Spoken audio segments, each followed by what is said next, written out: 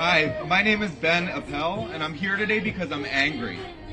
I'm angry that for years the valid concerns and heart-wrenching testimonies of detransitioners, parents, pediatricians, therapists, and whistleblowers have gone largely ignored by medical associations and the activist organizations they bankroll. I'm angry that every systematic evidence review has shown that the studies purporting to prove the efficacy of pediatric gender medicine are low quality or very low in quality, and yet clinicians continue to mislead worry-sick parents and subject their children to this profound medical harm. I'm angry that the World Professional Association for Transgender Health commissioned Johns Hopkins to perform a systematic evidence review and then suppressed publication of it when it too came to the same conclusion as all the rest. I'm angry that the Biden administration, specifically the Assistant Health Secretary Rachel Levine, was complicit in the suppression of this important data that pertains to the health of vulnerable children and adolescents. I'm angry that organizations that were founded by and for gay and lesbian people are now backing medical practices that attempt to medically engineer young gay people into straight adults. And I'm angry that for sounding the alarm on these backwards practices, concerned gay people like me have been slandered as transphobes, bigots, and Nazis by our own community. I grew up not far from here in the suburbs of Baltimore. I was tormented as a kid because I was feminine. I loved My Little Ponies, playing dress-up in fashion shows. Are you a boy or a girl? My peers would taunt me. They called me every slur in the book. When I reached adolescence and I realized that I was gay, I was consumed by fear and shame. I turned to drugs and alcohol, landed myself in emergency rooms and psych wards. It was hell. When I recovered in my early 20s and I began to accept myself for who I am, I resolved to help create a world in which more space is made for people who are inherently gender nonconforming, a world where girly little boys and butch girls are recognized as a valid minority of people that deserve to be happy and healthy and protected from bullying and violence. A world where we might be able to say to a little boy like the little boy I once was, it's okay to be different. It might not seem like it, but there are others out there who are like you. Nothing about you needs to change, just be you. For a while I thought we were on the right track, and how wrong I was. Now, instead of making more space for gender nonconformity, we're medicalizing it. Instead of telling kids they're fine just the way we are, we're saying the opposite. No, it's not okay to be this way. There is only one way to be a boy and one way to be a girl. You do not fit properly into society. We must fix you. You must fix yourself. It's a travesty, and I'm angry. These regressive, harmful, non-evidence-based practices must end. Thank you.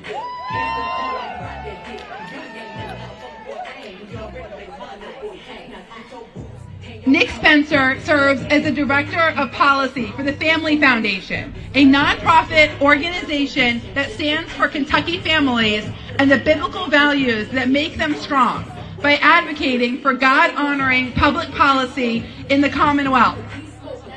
Nick works to educate and advocate for biblically grounded public policy and has a heart for the gospel and for helping others understand how biblical values play an important part in the lawmaking process.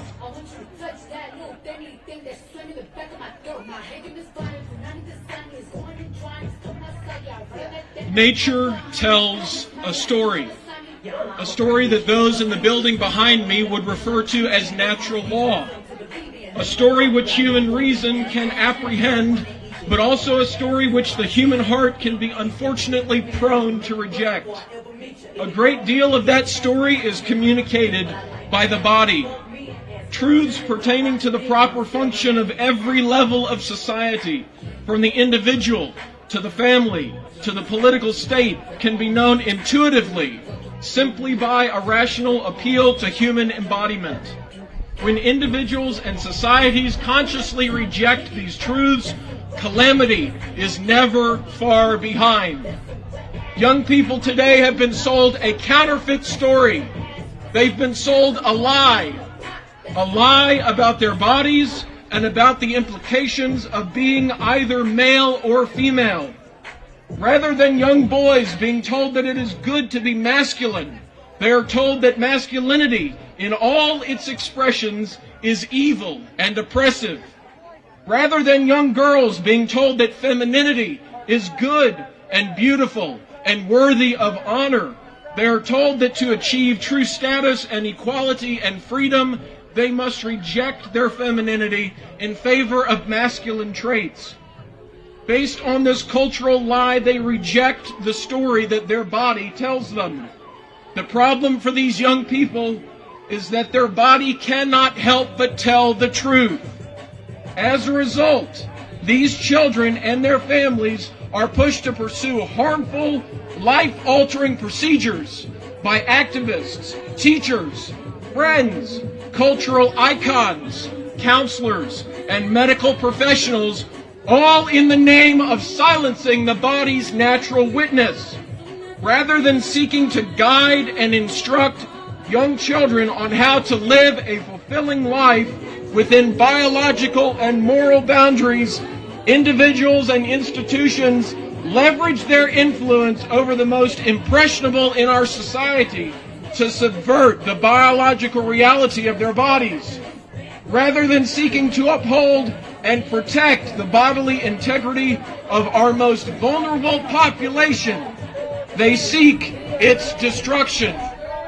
In line with the shift that author Carl Trueman exposes in his book Rise and Triumph of the Modern Self, the prevailing cultural narrative is no longer about bringing one's mind in line with their body, rather an individual's emotions, and in this case, the fleeting emotions of children, are given supremacy over the body.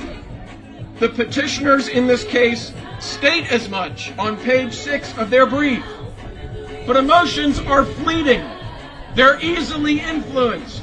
Emotions are not a reliable source of truth, and they cannot be the basis for such damaging and impactful medical procedures. The government has a duty to care for these children and promote their long-term flourishing by preventing these destructive procedures. States like Tennessee and my state of Kentucky and others around this nation have taken the first step in that direction. We have risen to the moment. We have met the challenge.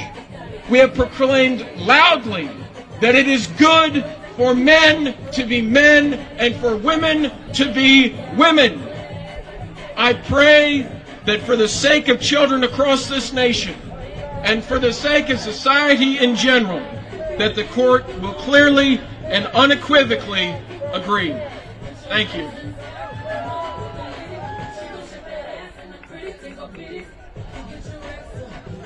Thank you, Nick. Tommy Valentine is the director of the Catholic Accountability Project at Catholic Vote. He leads Catholic Vote's research and investigations into Catholic institutions and politicians who discredit the faith by their failure to uphold Catholic teaching. He also works to expose secular organizations which abuse the church. He grew up in Northern Virginia and now lives in Steubenville, Ohio. Let's give a warm welcome to Tommy.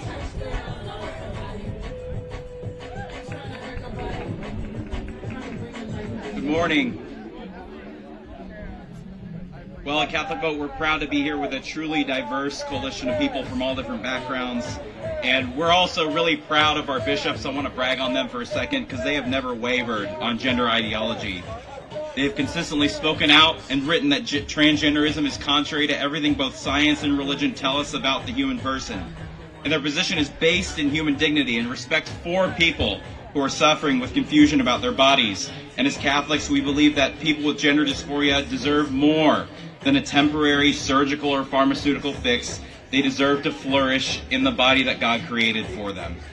As Catholics, we're watching this case very closely because we know it will have implications for religious freedom. Right now, the Biden administration is trying to force Catholic hospitals to perform transgender interventions. The Catholic Medical Association is a co-plaintiff along with the state of Florida to stop the Biden administration, and we expect that a strong ruling by the court in this case will vindicate Catholic healthcare providers for practicing real medicine over exploitation of children. Now, one word I will use to describe the Tennessee law is compassionate. And I say that based on my own experience. And I've never really talked about this publicly before, but I figure now is the time here with this case. I have never suffered with gender dysphoria, but I have always felt sort of a bond with children, young adults who do, because at age 17 I developed severe obsessive compulsive disorder. And I think OCD and gender dysphoria have a very similar MO. They both cause the brain to tell us things that aren't true about ourselves and about our environment. And my OCD became so bad that I had to drop out of high school and lived as a prisoner of my own mind in my parents' basement. And the more I succumbed to my fears and did what my brain told me to do, the worse it got, and I couldn't stop. And after more than a year of torment, I was able to get into an intensive treatment program. And that's where I learned that the only way to confront OCD, the only way to overcome it, was to confront my worst fears. And I spent hours a day, every day, for months, intentionally doing all the things that I was afraid of. And it was a very, it's a very painful process. It was the only way I could learn that it would be okay if I ignored what my brain was telling me. And I still suffer from OCD, but because of that treatment and years of ongoing therapy, I've been able to graduate college and marry my wonderful wife and hold down a job and lead a challenging but rewarding life. And so it breaks my heart that many suffering kids are led down the opposite path from where my doctors led me. These kids are told that their subjective experience of distress is the measure of reality. And they're steered through experimental interventions at the hands of medical experts who are reimbursed for treatment regardless of whether the child's mental health improves or not. And if my doctors and therapists had told me, as many kids with gender dysphoria are told, the distressing thoughts you have about yourself and your body and your surroundings are true, and you should accept them, and you should lean into them, I would still be in my parents' basement. And so I know that my disorder is not the same as gender dysphoria, and I'm certainly not making any recommendations about how it should be treated. But I do hope that my personal story illustrates that what these kids need to hear is the truth about their bodies. And the truth can make them uncomfortable, and it may not seem compassionate. But let me tell you, for somebody who's experienced mental illness, when your own brain turns on you, it's terrifying. These kids just want their suffering to stop, and they want what they think will give them peace. But my own experience proves that sometimes compassion means saying no. Sometimes it means a doctor and a therapist and a parent telling a child your mind is lying to you, and you can't rely on your own judgment right now. So I'll be here as a steady hand to help you relearn who you are, and you will get better. That's what they need to hear, and they need the protection of time and space to heal. And that's what the Tennessee law guarantees to them, and that's why I believe Tennessee's law is fundamentally compassionate. It must be allowed to stand, not in spite of the suffering of children, but because of their suffering, to alleviate it, to give them the time and space to learn who they are. Thank you very much for being here.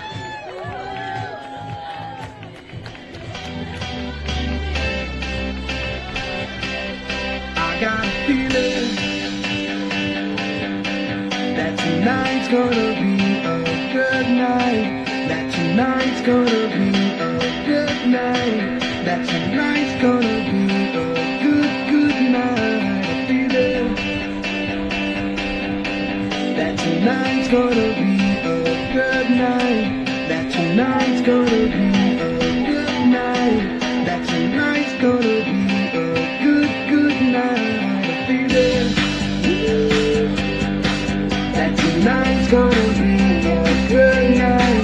That tonight's gonna be a good night. That tonight's gonna be a good night. A feeling that tonight's gonna be a good night. That tonight's gonna be a good night. That tonight's gonna be a good night. Tonight's the night. Let's live it up. I got my money. Let's pick it up. Our next speaker is Nikki Johnson. Nicole Johnson, Dr. Nikki, lives in Northeast Ohio with her husband and 2 daughters. Nikki earned certification in both general pediatrics and pediatric critical care medicine. Prior to leaving clinical practice in 2022, her clinical expertise in pediatric procedural sedation helped earn her division national recognition as a center of excellence in the field. Nikki is passionate about reforming healthcare and has a record of advocacy and service in her mission to see medicine restored to a focus on the individual doctor-patient relationship, where physicians are bound by the Hippocratic Oath and patients have affordable, evidence-based care choice, and transparency. Let's give a warm welcome for Nikki.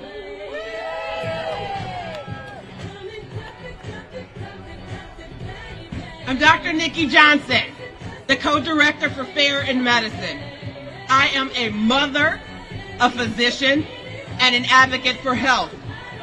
Today, I want to advocate for the truth.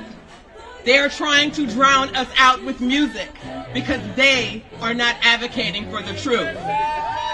Truth exists, it is discoverable, it's healing, and it gives you freedom. Sex is binary. That is a biological truth supported by science and cannot be altered regardless of medical or surgical interventions. Gender identity, on the other hand, is a concept rooted in subjective feelings rather than objective evidence or scientific fact. Subjective feelings can change throughout life, and while it's developmentally normal and healthy for children to explore their subjective identity, it is unhealthy for subjective feelings to be conflated with biological truth. My duty as a mother is to support and advocate for my daughter's healthy development. And my duty as a pediatrician is to help you support your children's healthy development. We are here today because adults, including the pediatricians at the American Academy of Pediatrics, are failing their fiduciary responsibility and have injected falsehoods that are eroding public trust and harming children. In 2018, the doctors in the AAP introduced gender-affirming care guidelines for treating gender dysphoria, which include halting puberty with drugs, prescribing sex hormones, and performing irreversible surgeries on children.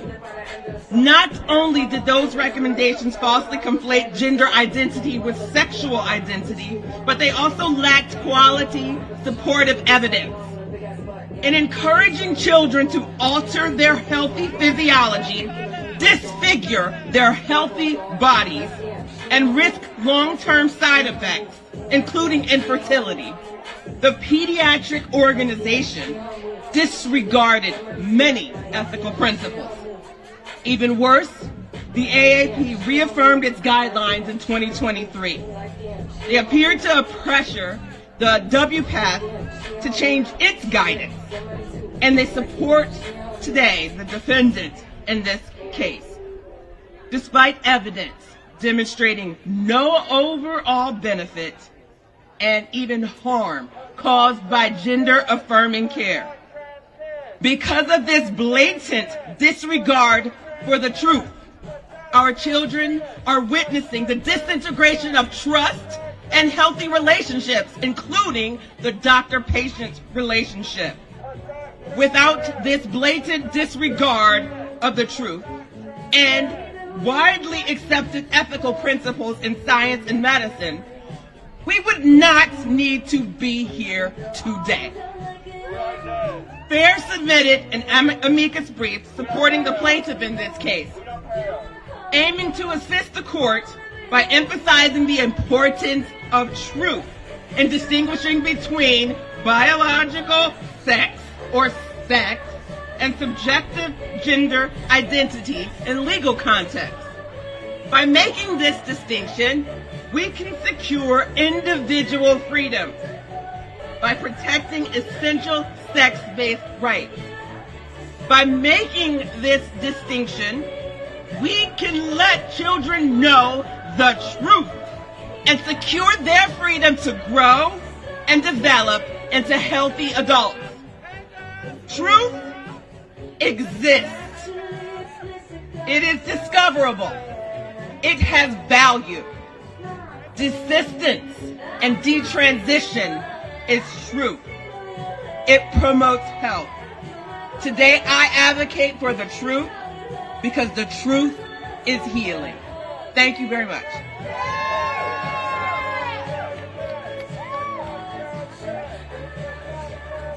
Thank you, Nikki. Our next speaker is Candace Jackson. Candace is an attorney who served as acting assistant secretary for civil rights and deputy general counsel in the U.S. Department of Education from 2017 to 2021, where she was responsible for drafting the first ever regulations under Title IX addressing campus sexual harassment and assault. Candace has returned to private law practice and currently represents incarcerated women in California prisons in Wolf's lawsuit to overturn the 2021 law that allows male criminals to choose to be housed in women's prisoners based on gender identity. Candace lives with her wife, Patricia, and their 9-year-old twins, Madeline and Zachary. Let's give a warm welcome to Candace.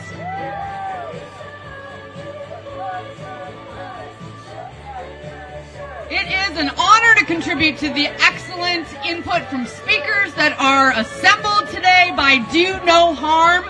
I'm also a network attorney right now with the group FAIR, Foundation Against Intolerance and Racism, and they're taking a pro-human approach to critiquing the rights-infringing nature of legal recognition of so-called gender identity over sex in schools, in prisons, in medical and therapy fields.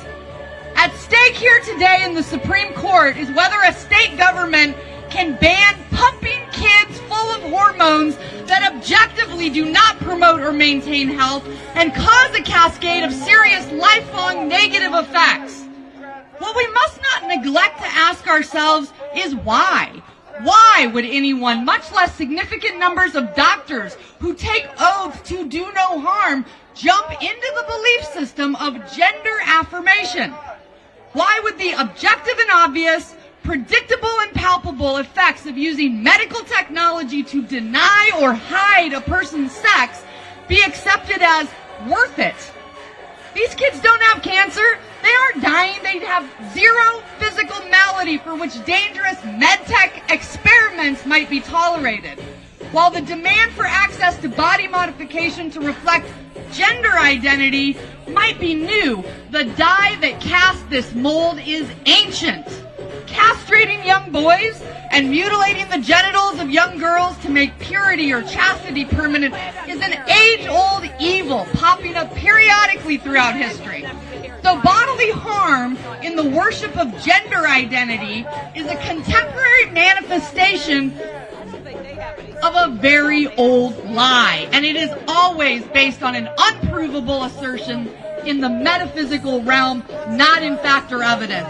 Affirming gender isn't health for trans kids, it is harm for all kids.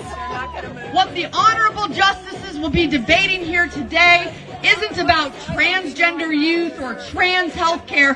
Toss out the neo-label trans.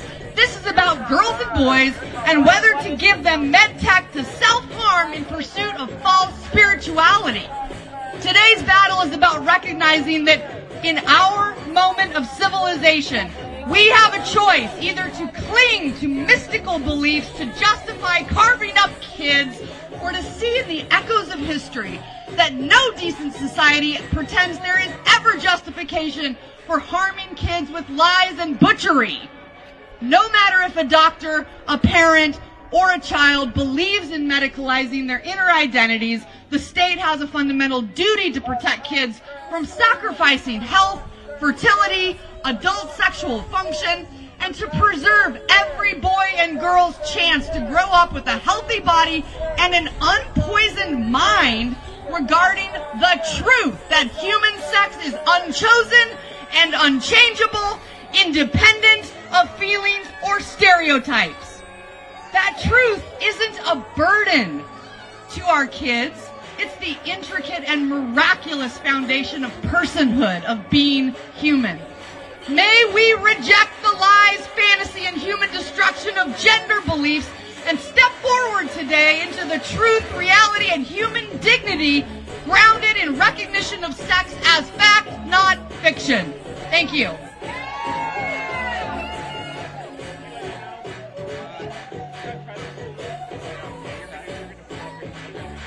Thank you, Candace. Margot Heffernan is a radical feminist and mother with over 30 years of experience providing medical research and writing for legal and medical professionals. She has a master's in library and information science and a master's in creative nonfiction. Previously, Margot served on the board of a local homeless shelter where she contributed marketing, fundraising, and speaking skills. Please join me in welcoming Margot.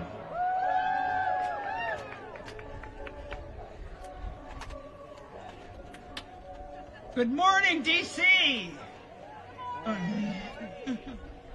The number of transgender children has exploded. Dr. Lisa Littman, gender physician researcher, believes in the social contagion theory to explain the 4,000% rise in gender dysphoric youth over the past 5 years. According to Littman, girls especially have been swayed in great numbers by peers or social media to assume a trans identity. Approximately 300,000 minors in the U.S. claim such an identity. This is transgenderism, the cult-like phenomena cloaked in the righteous rhetoric of a civil rights movement. And so many victims are children, their bodies maimed, commodified, and used to promote an ideology that turns reality on its head. Gender hucksters and a worldwide nexus of NGOs and corporate behemoths have capitalized on the West's empathy toward marginalized groups. But the trans child is a fallacy, a false representation of a marginalized group. Enter big pharma, which rarely misses a chance to retrofit an old drug to a new malady. Lupron is such a drug. When its use as an end-stage prostate cancer treatment no longer turned a profit, it was repurposed as a treatment for endometriosis and precocious puberty. Today, Lupron is a highly profitable drug because of its resurrection as a puberty blocker, the first-line treatment in children who believed they were born in the wrong body. According to Komodo Health, nearly 18,000 U.S. minors were taking puberty blockers between 2017 and 2021. In 2020, it brought in $752 million in revenue. As a gender treatment, Lupron shuts down puberty. Cross-sex hormones are then administered to change the child's sex. Lupron, though, has an ominous past, an alarming list of adverse effects, including risk of diabetes, cardiovascular disease, and convulsions. Bone loss in adolescence is a documented effect of children taking this drug. Lupron might even affect brain structure in developing youths, potentially lowering IQ. In fact, the Endocrine Society now cautions that puberty blockers may include unknown effects on brain development. And yet, Lupron continues to be routinely and casually prescribed off-label to children in gender clinics across the U.S. But you see, denial of puberty is not a treatment for anything, let alone the constructed diagnosis of gender dysphoria. Puberty is an essential part of human development, an integral piece in the formation of the adult human. Now, we are all in this fight, a fight that is not between left and right, believer versus non-believer, man versus woman. No, we are a united voice. Let's remember that we are here today to reject the long and insidious Lupron legacy and the harms done to children in the name of gender ideology. Let's tell Tennessee and the children who suffer under the mantle of this regressive ideology that we have had enough. Let's tell everyone who stands with us today that we have their backs. We will always have their backs. We will not stand down. Thank you.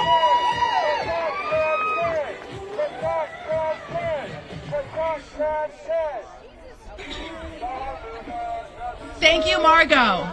Our next speaker is Jonathan Alexander.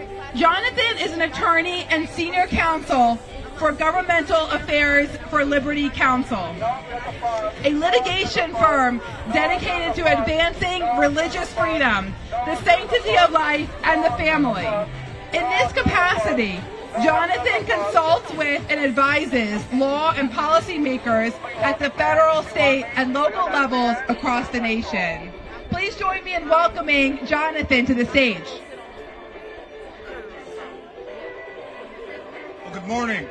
Good morning. As stated, I'm Jonathan Alexander. I'm an attorney, and I'm here to stand with the state of Tennessee as they protect the innocent children within their state.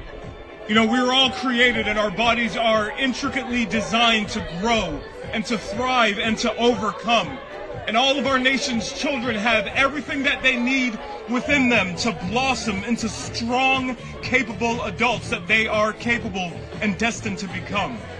But today we are faced with this stark reality that this agenda and this movement seeks to interrupt and to disrupt that natural process of growth by using chemical and surgical restraints to forever harm its victims and trap them in this ideology.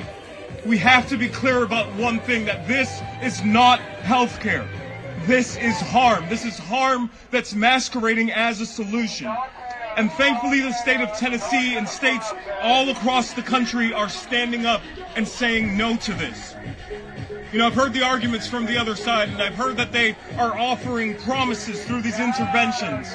But these are hollow promises. They're hopes that they will never be able to deliver on. And what's worse is their attempt to drown out any voice that stands in opposition to them. But thankfully, them drowning us out occurs no longer. Because of what we're doing out here and because of the arguments in the court, we will be quiet no longer. We can give an even stronger voice to the youth and to the young adults that have gone through this, telling them and reminding them that they are beautiful in the way that they are created. Even those that have gone through gender transition and have overcome the emotional scars and physical scars of that industry that has lied to them. This is an opportunity for them to take back their ability to live out how God has created them, and also tell their story that acts as a caution so that other children are not caught in the lies of this agenda. You know, that is everything that Tennessee is trying to do here today. Really, that is all that we can ask for to be done. For the right of the state and for the right of parents, the right of common sense men and women to protect the innocence of children by stopping these experimental surgeries. We are the side that offers that truth. We are the side that offers true care, that offers true love. We are the side that offers the care that involves walking with children through their challenges and encouraging them that they can endure and grow to their best selves without irreversible interventions. That is why we will keep fighting. So I want to encourage you to keep fighting, to keep standing against this industry, to keep battling back against the confusion and the fear, to keep refusing to yield to the pharmaceutical and surgical industries, to hold this line for truth, to hold this line for nature and for God's created order, and to hold this line for the innocence of our children. And in that way, we will protect the innocents among us. We will preserve their potential, and we will do our part while we do no harm. God bless you.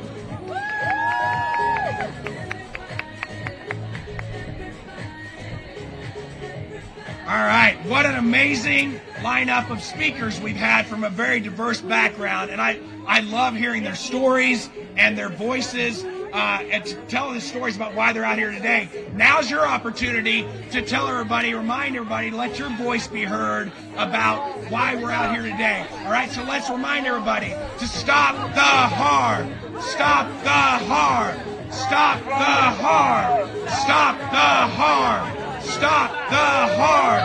Stop the harm. Stop the harm.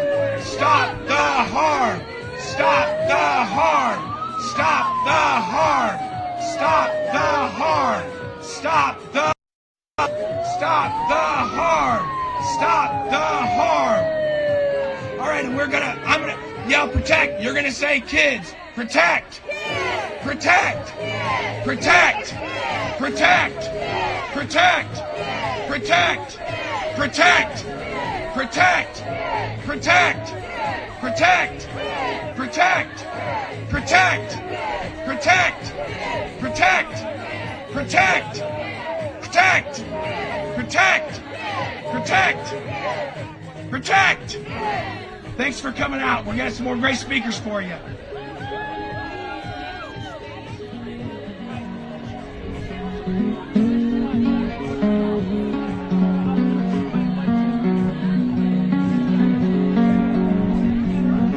You know what I'ma take a pride. A cold beer on a Friday night. A pair of jeans that fit just right. And the radio.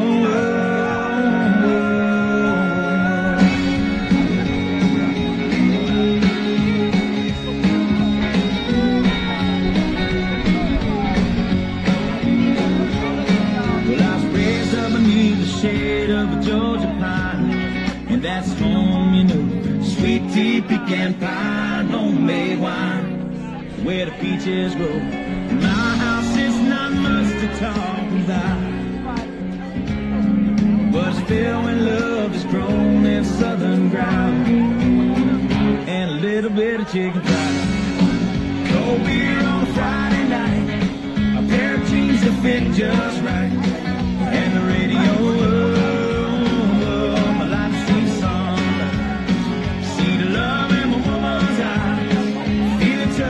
Precious child, and no mother's love. It's funny how it's the little things in life that mean the most. Not where you live, what you drive, or the price tag on your clothes. There's no dollar sign on a piece of mind. This I've come to know. So if you agree, have a drink with me. Raise your glasses for a toast to a little bit of chicken fried. Cold beer on a Friday night, a pair of jeans that fit just right, and the radio. I like to see sunrise, see the love in my woman's eyes, feel the touch of a precious child, and know a mother's love.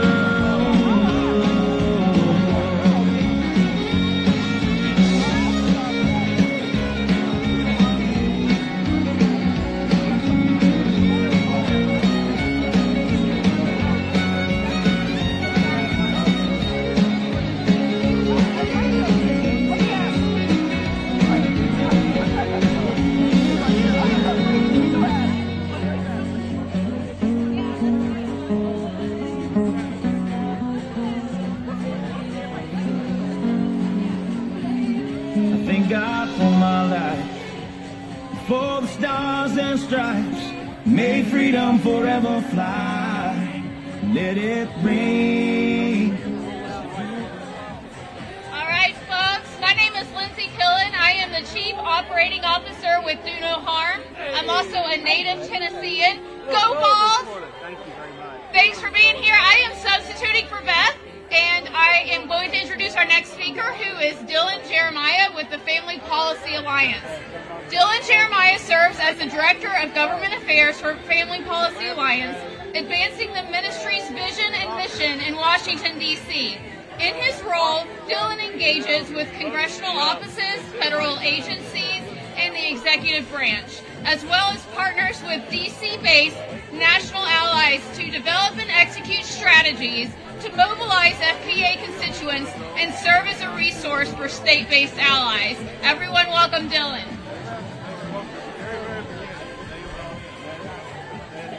Thank you, and good morning, Do No Harm. God bless you all being here to fight on behalf of those who are too young to fight for themselves against all of this craziness, against all of this nonsense, and the greed of delusional and barbaric doctors. I'm thrilled to be here amongst all of you with such a bipartisan and diverse coalition. And I first want to take time to thank all of our hardworking FPCs nationwide across this entire country that are fighting this fight in their very own front yard. In state houses, in capitals, and in executive mansions, these folks are fighting to make sure that children can keep their innocence and that they can grow up in a healthy, normal way in a God-fearing society. That they can explore their faith and their world without adults steering them toward a permanent and evil end. And let me be clear, the genital mutilation and sterilization of children is evil and wrong. Full stop. Whether our troops are fighting against radical ideologies that promote this barbaric and pagan practice in the third world, or sadly when we have to fight it here in our nation's capital on our own turf. But the roadmap is very clear. We know the truth and we know that we will win. Legislation is still needed to put this genie back in the bottle. And I can't stop thinking of Isaac Newton when he said that we stand on the shoulders of giants. I can't think of all of our FPCs who are those giants that we now stand on their shoulders today if we're to advance any further. They have laid the groundwork for us, and then when we win this summer here, it'll be a great time of jubilee and of celebration, but it will also be a time of action. In November, we received a mandate from the American people. A supermajority of Americans rejected this nonsense. They rejected this insanity in droves. So come 2025, it is our time to get to work. I'm excited to work with our allies here and our friends across the street, be they Republican, Democrat, conservative, liberal, of any stripe, of any color. We are going to do everything we can to pass do no harm legislation and send it to President Trump's desk. We will no longer allow our children to be turned into victims. We will no longer allow this insanity to commence. We will close Pandora's box once and for all on this wild gender ideology that is radical, and we will end it once and for all. Thank you so much. God bless you. Thank you for being here, and keep up the fight. Now, in December, in January, and onward and onward and onward. Thank you. Thank y'all for being out here doing All right, let's welcome our next speaker, Deborah Tisler. Deborah serves as the Director of Operations for Restore Childhood and is the founder of Emergent Literacy. Before joining the nonprofit sector, Deborah worked in the public education system as a special education teacher and educational evaluator. In addition to her professional roles, Deborah is a former candidate for the Fairfax County School Board. She has dedicated herself to advocating for children and empowering parents in their efforts to secure appropriate educational opportunities for their children. Welcome, Deborah.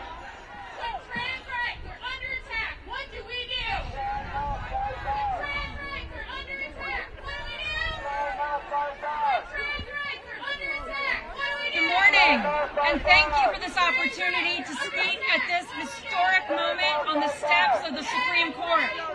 I'm here as a mother, a special education teacher, and an advocate for parents and children at Restore Childhood. We began our work in 2020 when schools closed down and our nation's children were plunged into Zoom school, an unimaginable virtual rabbit warren of remote learning and screen dependence, and predictably resulted in depression, learning loss, and despair. Restore Childhood is dedicated to safeguarding the innocence and well-being of children against the encroachments of ideologies and special interest groups. We fight for evidence-based approaches to children's health and education because childhood should be a time of exploration, growth, and joy, and not a battleground for adult agendas. There are 73 million children in the United States. Public health policies, educational regulations, and other systemic decisions often impact them directly, and at times, profoundly. Human prefrontal cortexes do not mature until age 25, so children cannot provide informed consent to these policies and adult decisions. Nevertheless, they are subjected to irreversible procedures, and they cannot possibly understand the ramifications of which lack the foundation of credible evidence-based support. These medical decisions are incompatible with normal, healthy childhood. We must restore guardrails to protect children from the unintended consequences of misguided and politically motivated treatments. Children are not experiments. They are not policy tools. They are human beings who deserve our protection, respect, and care. The state of Tennessee is taking the lead on protecting minors from the harms of blockers, cross-sex hormones, and experimental surgical procedures. Supporting Tennessee's sensible, humane law should not be a partisan issue, but an imperative to protect children from irreversible medical procedures that lack long-term, credible evidence of safety and efficacy. We must demand that treatments for gender dysphoria, particularly for children, many of whom are diagnosed as neurodiverse at rates of 3 to 6 times higher than their peers, are grounded in common sense and valid evidence. All children deserve to grow up healthy and whole, not be caught up in the whims of untested practices. We cannot allow broken systems to continue breaking children. From public health to education, we must prioritize our nation's children. This is not just protecting childhood today, it's about ensuring a thriving, resilient generation tomorrow. Children are their future, and we owe them nothing less than our best. Together, we can restore childhood to what it should be, a time of growth, wonder, and boundless possibility. Thank you all for being here today.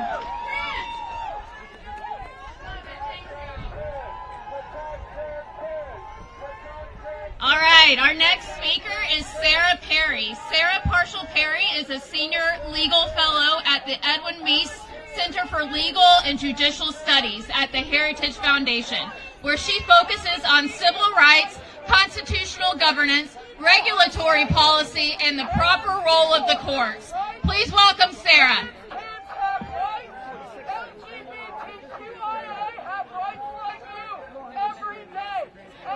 Good morning. Well, this case is about power. Who has the power to protect kids?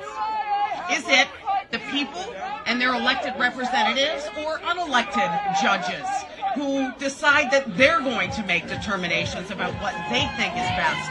Well, the people of Tennessee decided. They decided it was going to be them and their elected representatives protecting kids from irreversible body modifications. They didn't want judges legislating for the bench.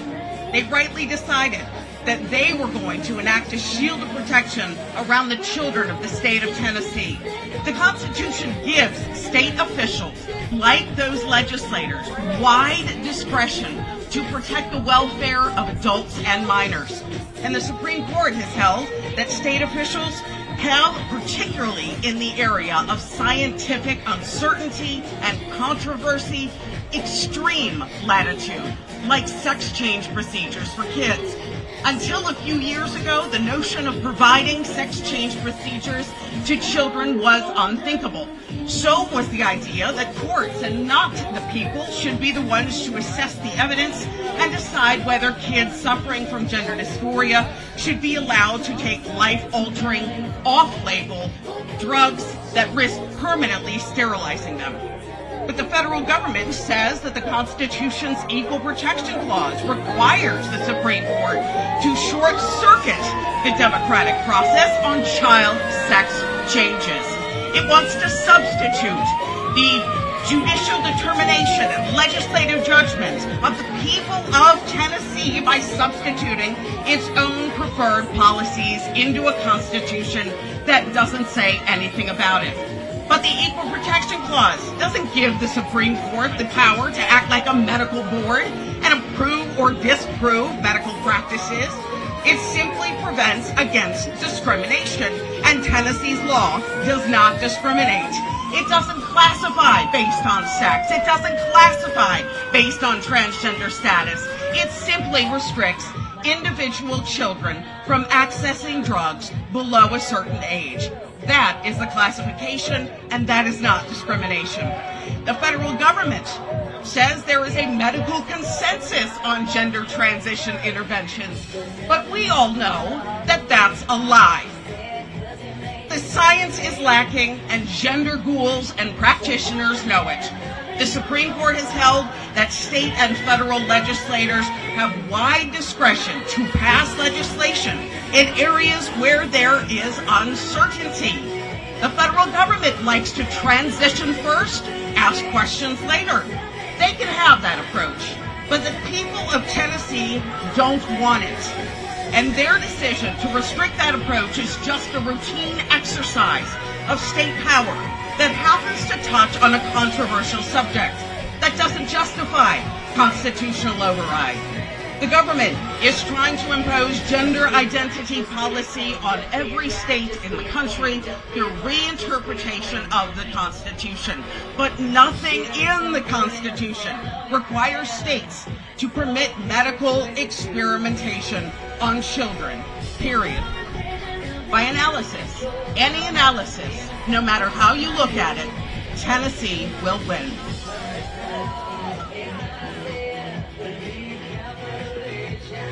All right, before we go to our next speaker, I need to announce that we need to be careful about our belongings. Please keep your bags on you. Do not leave a bag unattended. Thank you. All right, our next speaker is Representative Rusty Grills. Representative Grills' family has farmed the land in West Tennessee for several generations. He has dedicated his life to God, family, and his community. A full-time working man and farmer, Rusty also serves as a Dyer County Commissioner. A true conservative, Rusty has opposed all tax increases and worked to get the government out of our lives. Rusty is the state representative for District 77 and continues to serve West Tennessee, the place that afforded him so many opportunities. Rusty and his wife, Christy, a registered nurse, have been married for 14 years and have 2 girls. They are proud members of Lennox Baptist Church, where Rusty and Christy both teach Sunday school and work in the children's ministry. Representative Grills is a vocal proponent in strong religious and family values, and proudly supports initiatives like the American Bible Project. Welcome, Representative Grills. Well, good morning, good morning, good morning. Good to see everyone out here on this cold winter morning. I am grateful to be here as a representative of the great state of Tennessee, a place where God is still feared, freedom is appreciated, and children are protected. My colleagues and I here are standing with our Attorney General, Jonathan's committee, and his team as they defend House Bill 1 at the Supreme Court. And we pray for God's grace and his touch to be on the men and women as they work this morning. As an American, I'm concerned about the direction we've been going. We've seen social justice warriors trying to take the place of where the family belongs. Our nation needs stronger fathers and strengthened families and less woke politicians and activist judges influencing and trying to change the mind of our children. As this present war on common sense unfolds before our eyes, it's time for individuals like us to take a stand, to stand in the gap and say, I'm sorry, but my kids are not for sale. My kids will be protected. My family is worth defending. Our country has been a beacon of hope for the whole world. And Scripture teaches us to be sober and be vigilant. Why? Because our adversary, as a roaring lion, walketh about seeking whom he may devour. That's why it is. And I think it's fair to say that enemy has been after our children. And about 2 years ago, Tennessee woke up and stood in the gap. And we said, we're going to protect these children. My friends at the General Assembly, we heard the call and we stood up and we protected. And our country has always stood and defended those who are unable to defend themselves. And this is another time when history will look back upon us and be kind to those of us that stood in the gap, built up a hedge. It's imperative that we make protecting children one of our most important priorities, and that we make decisions based upon medical facts and not political ideology. I believe with all my heart that God give each and every one of us life. And with that life, we should do everything we can to bring honor and glory to Him. Revelation chapter 4, verse 11 says, "Thou art worthy, O Lord, to receive honor and glory." And the best thing you can ever do with your life is to give it to the Lord Jesus Christ and serve Him their whole life. Make Him happy. Spend eternity with Him. Accept His Son Jesus as your Savior. And that's what these individuals over here to our right need. We need to love them through Jesus.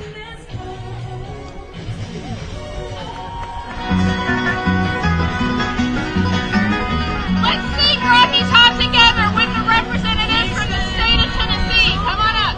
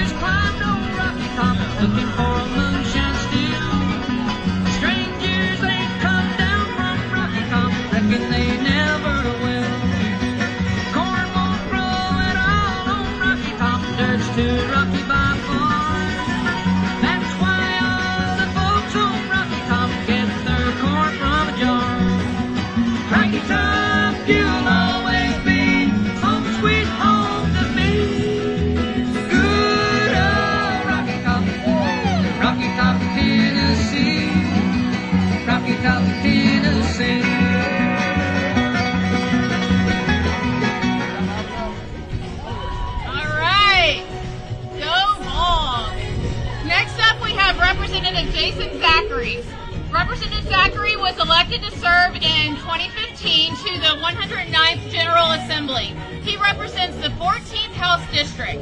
District 14 is located on the west side of Knoxville and includes the communities of Ale Lots, Bluegrass, Concord, Farragut, North Shore, and Rocky Hill.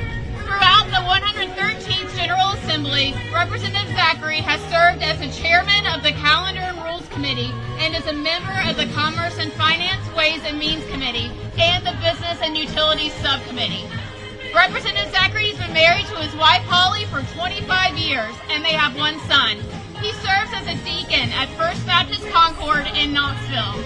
In 1996, he received his A.S. from Pellissippi State, and after attending the University of Tennessee, he received a B.S. from Middle Tennessee State University. Welcome, Representative Zachary. Thank you, Lindsay. Well, good morning. It is an honor. On behalf of the state of Tennessee, it is an honor to be here with you this morning. And thinking about this morning and praying through my comments, I was reminded of a quote by Samuel Adams, who said, "If ever a time should come when vain and aspiring men possess the highest seats of government, it's up to our experienced patriots to prevent its ruin." And over the last 4 years, that's exactly what we've done in the state of Tennessee, serving in the legislature. We have stood in the gap on behalf of the people of our state based on the destructive and damaging policies that have come out of this city that have impacted our entire country. And so we've stood in the gap on the behalf of the state. And currently, right now behind us, as a result of that work, with House Bill 1 being heard and defended by General Skermetti, we have made protecting children a priority in the state of Tennessee. We won't back up from that. We will stand in the gap for those children, and children are precious and they're to be protected. And so we have prioritized that in our state.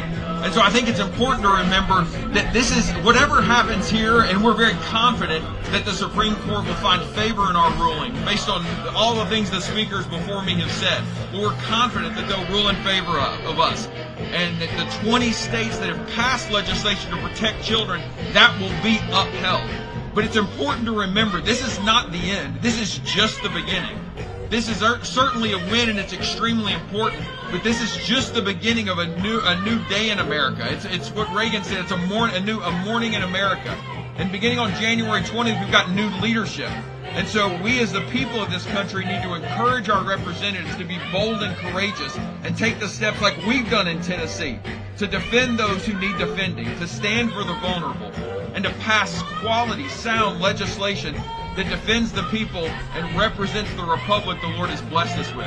So I just encourage you to pray. I would encourage you to really be in the gap and stand in your state and your communities. Encourage your legislators to follow the example we've set in Tennessee. Because again, this is not the end. This is not the final destination. This is just the beginning. God bless you. God bless America. And God bless these proceedings behind us. Thank you.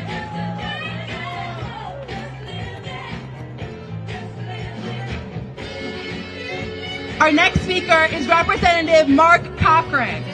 Representative Cochran serves as the Assistant Majority Leader for the Tennessee General Assembly and has served in the General Assembly since 2018. He is a sixth-generation McMinn Countian who grew up on his family's farm and working in his father's grocery store in Englewood, Tennessee. He holds a bachelor's degree in journalism and electronic media and a master's in public administration. After college, Cochran worked for United States Senator Bob Corker in Washington, D.C., and for the past 8 years has served as the Chief of Staff to McMinn County Mayor John Gentry. Please join me in giving a warm welcome to Representative Cochran.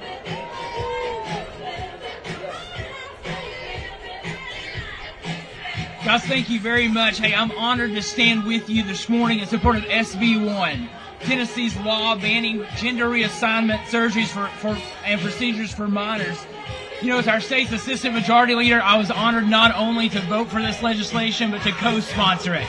Also, we want to thank Leader Lambert, Leader Johnson, and Attorney General Skermetti for taking up this worthy fight on behalf of our young people. You know, Tennessee, we're the volunteer state. We have a long history of standing and fighting for our nation and fighting for the first principles upon which it was founded. Today we stand on the shoulders of gallant volunteers like Andrew Jackson, John Sevier, and Davy Crockett, who not only preserved liberty on the battlefield, but they fought for the rights of our people in the hallowed halls of these institutions before us today. And so it's up to us to follow in their footsteps in that fight. Hey, I'll be honest with you. It's amazing to me that a law is even necessary to ban these dangerous and unproven procedures on our minors. And you know, it's hard to fathom, really, and it's hard to fathom that our federal government would sue to block the implementation of such a law. Perhaps that is an indication of dark times. But I'll tell you what, it's darkest before the dawn. And I believe there's recent evidence of a resurgence of common sense in our nation. The people of our country have stood, and they stand today, to liberal extremism, to say that there is a point beyond which you will not advance, there is a line that you will not cross, and it is this, that you will not come after our children. Make no mistake about it. We are in an ideological fight for the soul of our nation, and it is a fight we must win. Today, I pray in Jesus' name over the 9 justices who will sit on the bench behind us. I pray for their wisdom, for their discernment. I pray that their ultimate ruling will continue America's trajectory back toward common sense, morality, and decency. Lastly, I just want to thank you on behalf of the people of Tennessee. Thank every one of you who are standing out here today. Thank you for standing with us. Thank you for fighting with us. God bless every one of you. God bless the great state of Tennessee and the United States of America, the last best hope of man on earth. Thank you very much.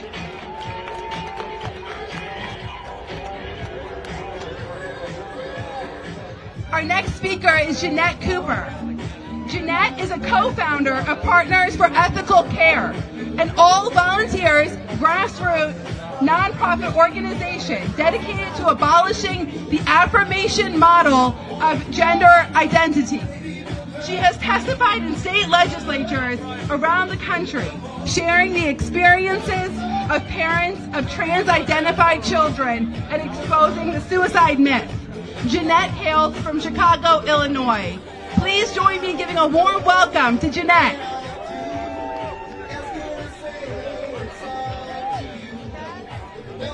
Good morning.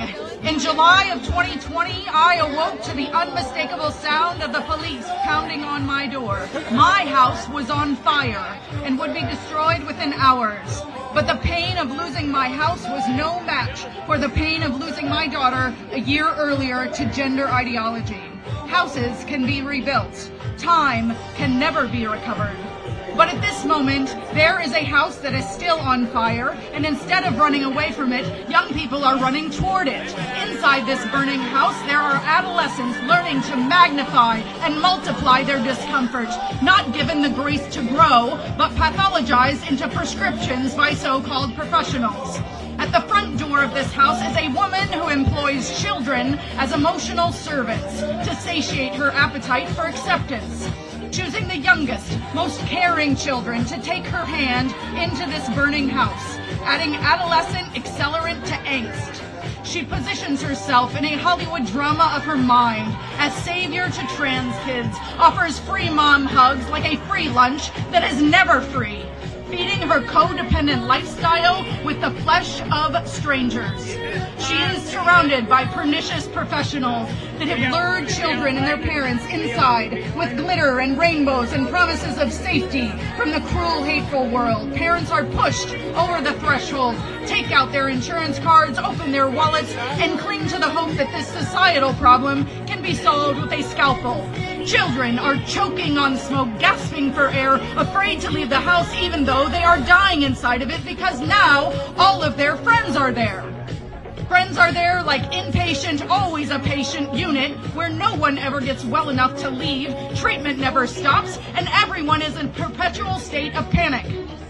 Teams of therapists, social workers, nurses, and doctors are blocking the doors to the fire escape that would allow these children to ascend into adulthood with resilience. Each savior strikes a match to start the slash and burn process of self-immolation prescribed for this overwhelmed adolescent. This is the ideology of trust the teenager, they know themselves, a phrase that rarely, if ever, crossed the lips of a parent, grandparent, or teacher until this dystopian period of history. It is time to put out this fire. We hope the Supreme Court will see the fire that we have seen burning for years, and will see the truth through the smoke of slogans, because no child is born in the wrong body. When my house was on fire, I did not ask about the religious beliefs or political affiliations of the firefighters. There was no time for me to pick and choose who agreed with me on every issue, from abortion to guns to the death penalty to immigration. And right now, at this moment, there are children inside a burning house, and we are not screening firefighters at the door. This is an emergency. We need the help of the Supreme Court, and we need you. We need every person to grab a bucket. It is time to stop these arsonists of adolescence. It is time to stop the harm. It is time to let kids grow. Thank you.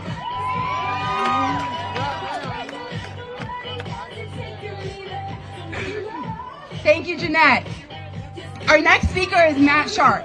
Matt serves as senior counsel with Alliance Defending Freedom, where he is the director of the Center for Public Policy. In this role, he leads ADF's team of policy experts as they craft legislation and advise government officials on policies that promote free speech, religious freedom, parental rights, and the sanctity of human life. Please join me in giving a warm welcome to Matt.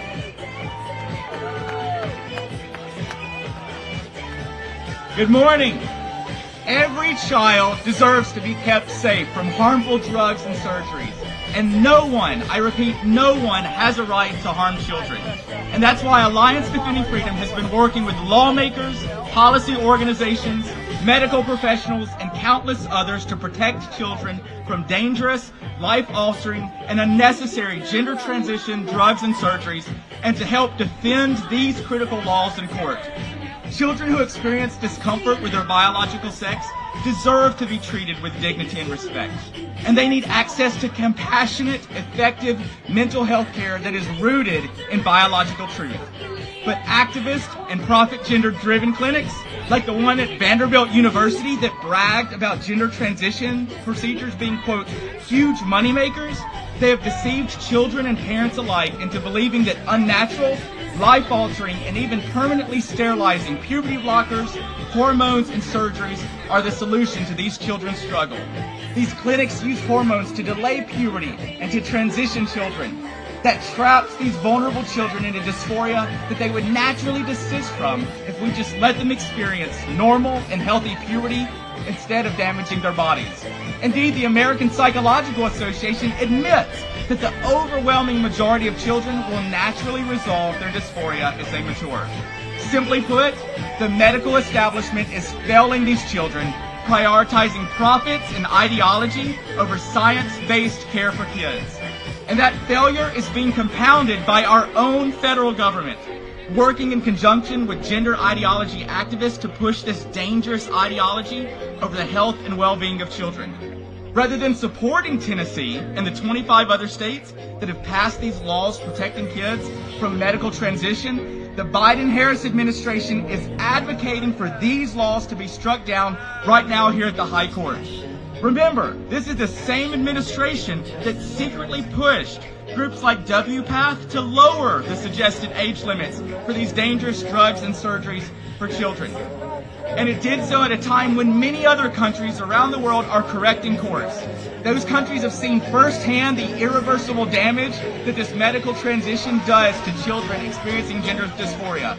In fact, the nations that spearheaded transitioning children are now changing their policies because there is no reliable scientific evidence that demonstrates that these harmful procedures improve mental health. That's why Sweden, England, Finland, and others, which once recommended these procedures, are prohibiting them and protecting children from their devastating effects. Rather than repeat the mistakes of Europe, Tennessee and the 25 other states chose to learn from their mistakes. They chose to do better for kids in Tennessee and across this country, protecting them from life-altering tragedies. Our laws have long protected kids from things that society has determined are harmful to them, or that children lack the maturity and experience to handle. If a kid can't sign a contract, vote, purchase alcohol, tobacco, or even get a tattoo, how can a child be mature enough to consent to these experimental, irreversible medical procedures that can lead to permanent sterilization?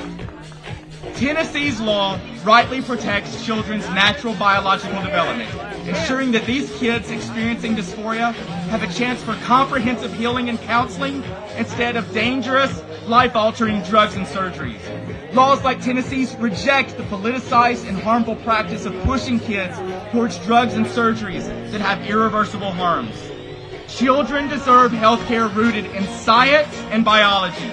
They deserve to know the truth about their bodies and to give them the time to grow and to comfort with their bodies in their true biologically based identities. These harmful, life-altering drugs are never the solution to are never the answer for kids that experience discomfort with their sex. What's happened to people like Prisha Mosley, to people like Chloe Cold and others that you're going to be hearing from today, that has got to be stopped, and it's a preventable tragedy. Tennessee's law ensures that no more children suffer from healthcare providers putting ideologically over healthcare, lies over truth, or political agendas over science. Thank you.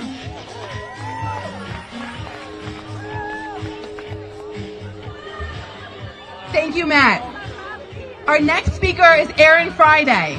Aaron is a California licensed attorney, lifelong Democrat, and president of Our Duty US and director of GenSpect USA. Please join me in welcoming Aaron to the stage.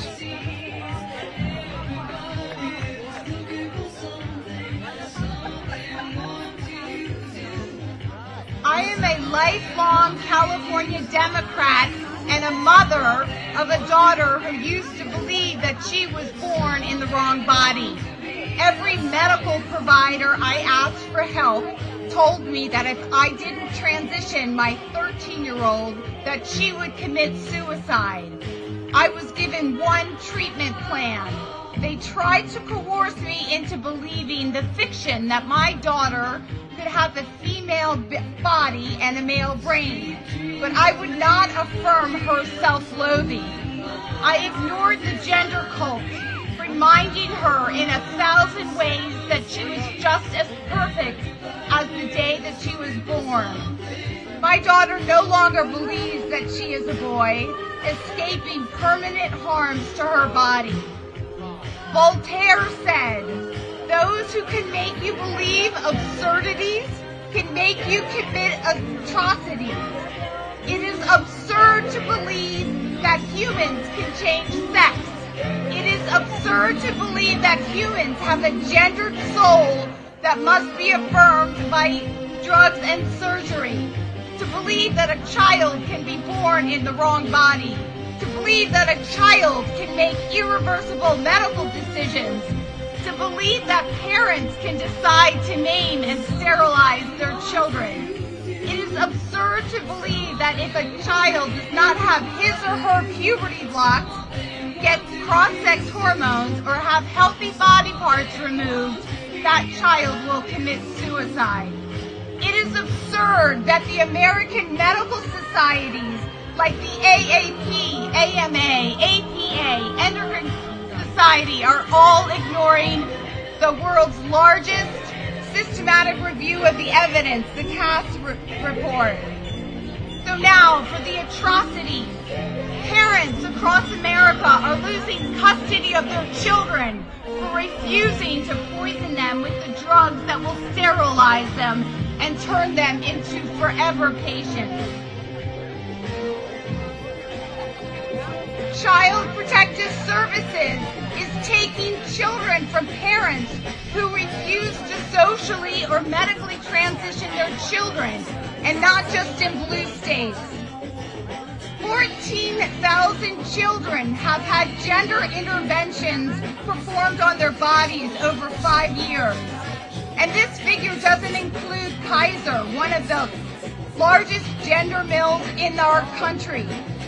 Over that same period, 5,800 young girls, most who are gay or autistic, have had their healthy body breasts removed, and upwards to 179 of them were under the age of 13. The number of children who have had their puberty blocked has doubled and continues to explode. Same for cross-sex hormones. U.S. doctors are engaging in barbaric medical procedures on children. Children's bodies have been used for profit to validate unstable egos of unwell adults and to justify fetishes. The gender industry's hold on the U.S. will end, and I, for one, want to see those responsible held accountable. Parents, never forget the harms that were perpetrated on their children. Thank you.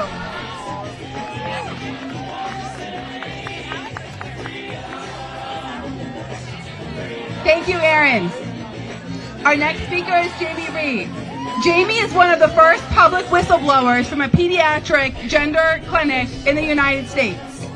Jamie is now the executive director and co-founder of the LGBT Courage Coalition, an American-based nonprofit of LGBT adults seeking to reform youth gender medicine. The LGBT Courage Coalition seeks to impact culture and medicine to accept and support nonconformity in a non-medicalized way. Please join me in giving a warm welcome to Jamie.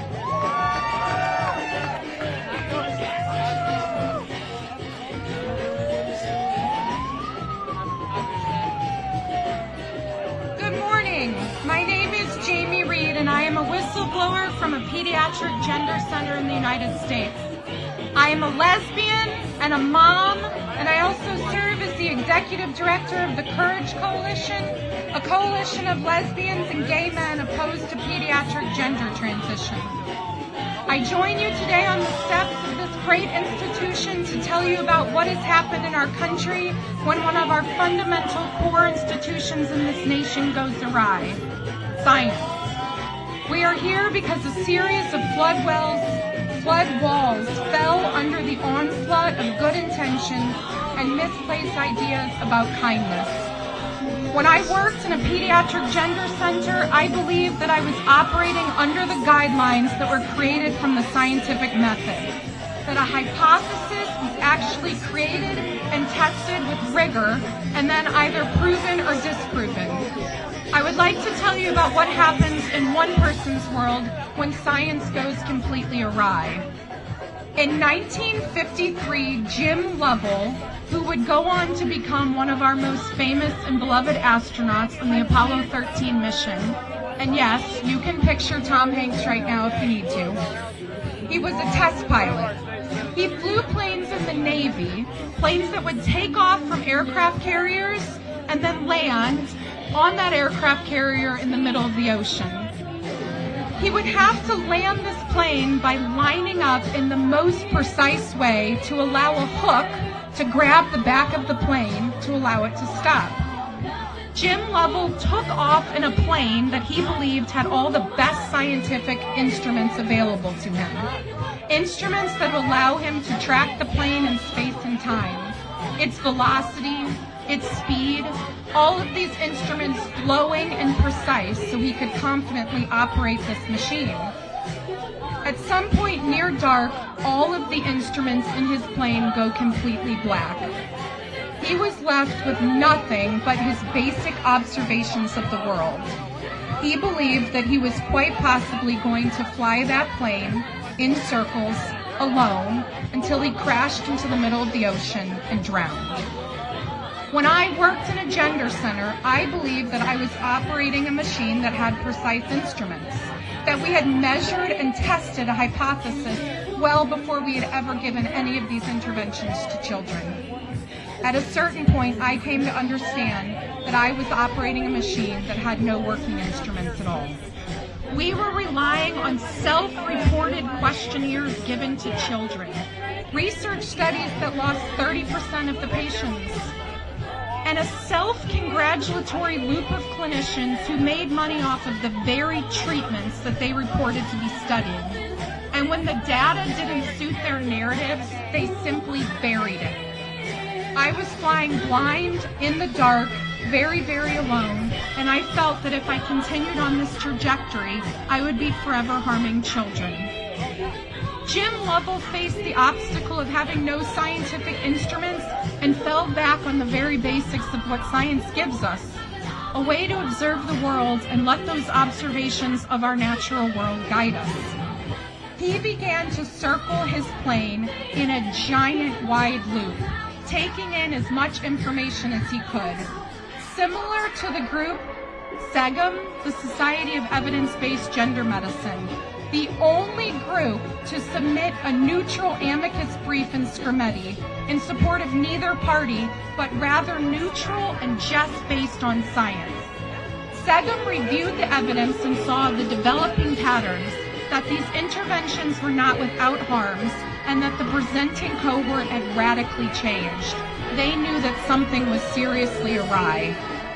Level 2 followed that pattern. He made concentric circles, and he's got those circles to get smaller and smaller and smaller, and then he began to scan the horizon, looking for something in the natural world to point him in the right direction. There is this fundamental feeling of confidence in the self, even when all of the institutions around us go awry. Have you felt that confidence? Because eventually Jim Lovell found it. Because that giant aircraft carrier in the middle of the ocean was in touch with the natural world. That giant propeller was churning and moving up the smallest life form, a bioluminescent plankton, a plankton that would begin to glow when churned. This plankton gave him the direct pathway home. The natural world guided him back in the exact same way that the natural world guided me back from perpetuating this evil on children. The glow lined up for him the direct straight shot to land his plane and catch that hook. When I first made the critical decision to become a whistleblower, I went back to the very basics of science.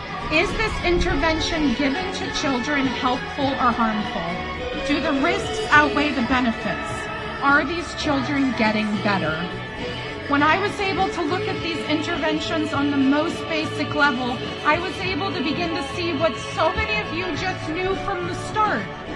when I was not distracted by these ideas of kindness or civil rights, so many of you just knew from the beginning that children do not have the capacity to try to make a decision to pretend to change their sex. Look around you. Look at that person standing next to you today, that person who might have known from the start that this was always wrong. They might have been the hook to catch your plane when your plane was finally coming into land. There are those around you who shared news articles with you. Those on Twitter who liked your post and might have been the only one.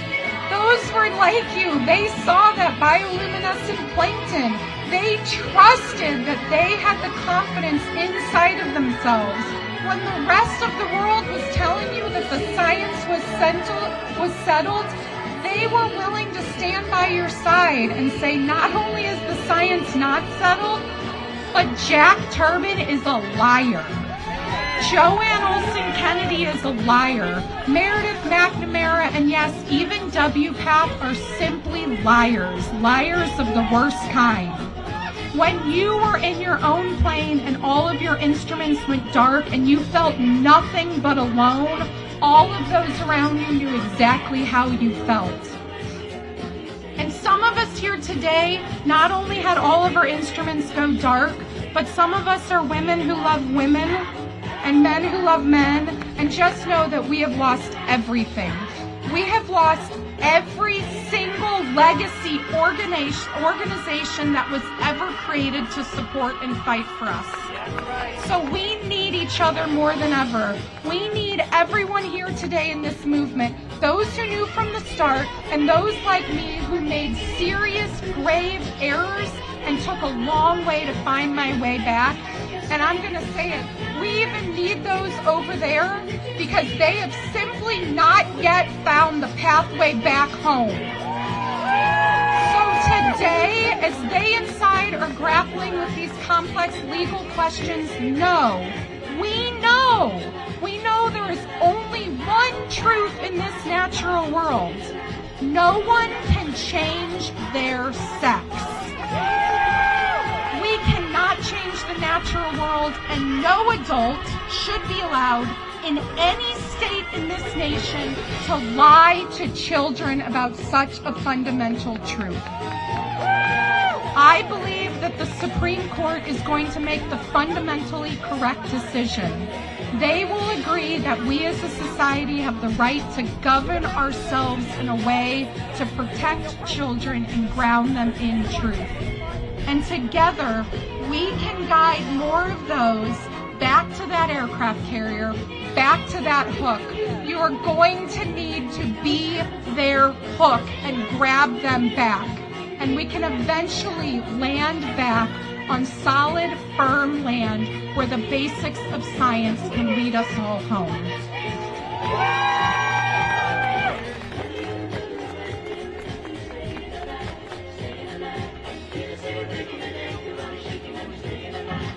Thank you, Jamie. We'll be back in a few minutes after a quick music break.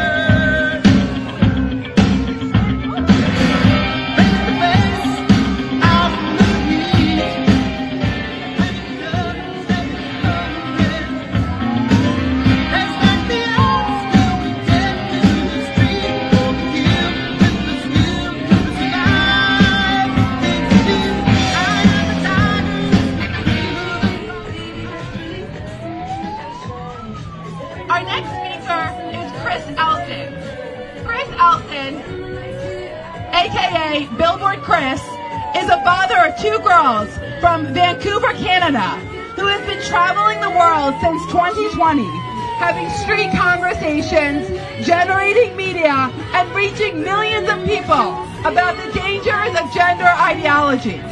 Specifically, the practice of giving children harmful puberty-blocking drugs, cross-sex hormones, and surgeries. Please join me in giving a warm welcome to Chris.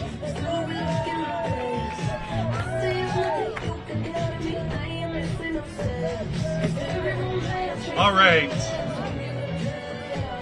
For more than 4 years now, I've been on a very unique journey, traveling the world to raise awareness about what I consider to be the greatest child abuse scandal in the history of modern medicine. I go around, I've been to 90, maybe 100 different cities now in 9 countries, and I wear signs like a crazy person with my definition of a dad, which is a human male who protects his kids from gender ideology.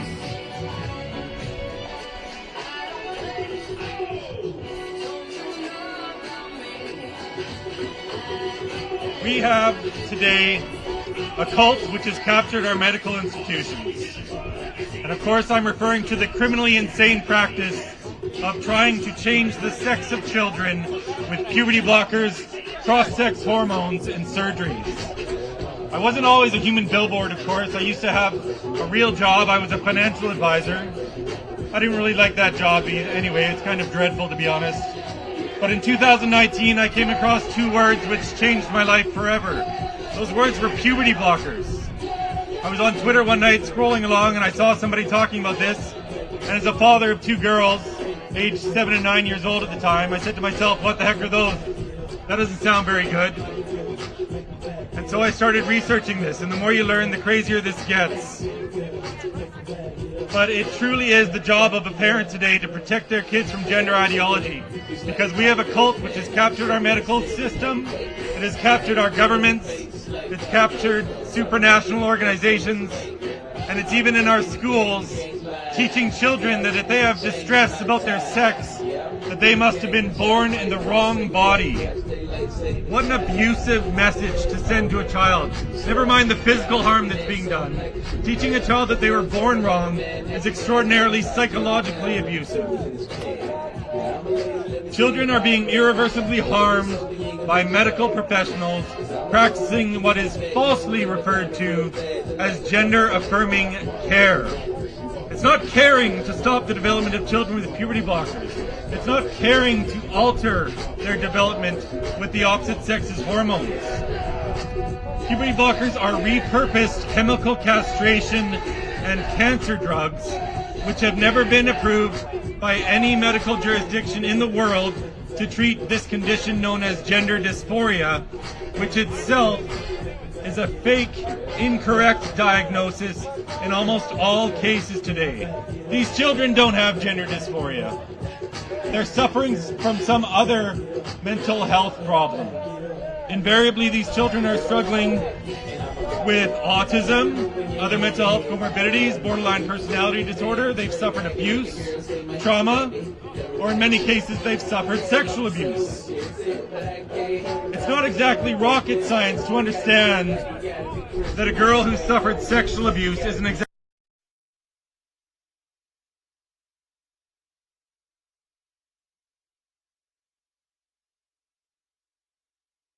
for her is the greatest source of trauma in her life. Well, of course, some of them will jump at this opportunity. I spoke with Dr. Quentin Van Meter, who was the former president of the American College of Pediatricians. He's still a practicing pediatrician, and he estimates that about 60% of these kids have suffered sexual abuse. I would estimate also that a majority of these kids are on the autism spectrum. This isn't just my own estimate based on anecdotes from parents that I speak to, but according to the Tavistock, the biggest gender clinic in the world in England, which has now been shut down, 35% of these children had moderate to severe autism. That was from a sample of more than 1,000 children. Now, one would think that doctors and psychologists would look into these other mental health issues before harming children for life, but they don't. All safeguards have completely evaporated. It is now the practice. It is standard operating procedure for psychologists and doctors all across the Western world to simply affirm a child's self-diagnosis as being born in the wrong body. With what other mental health condition in the world do we simply affirm a child's self-diagnosis? The answer is with nothing, of course. If a child is suffering from anorexia, we don't say, yes, sweetheart, you're okay.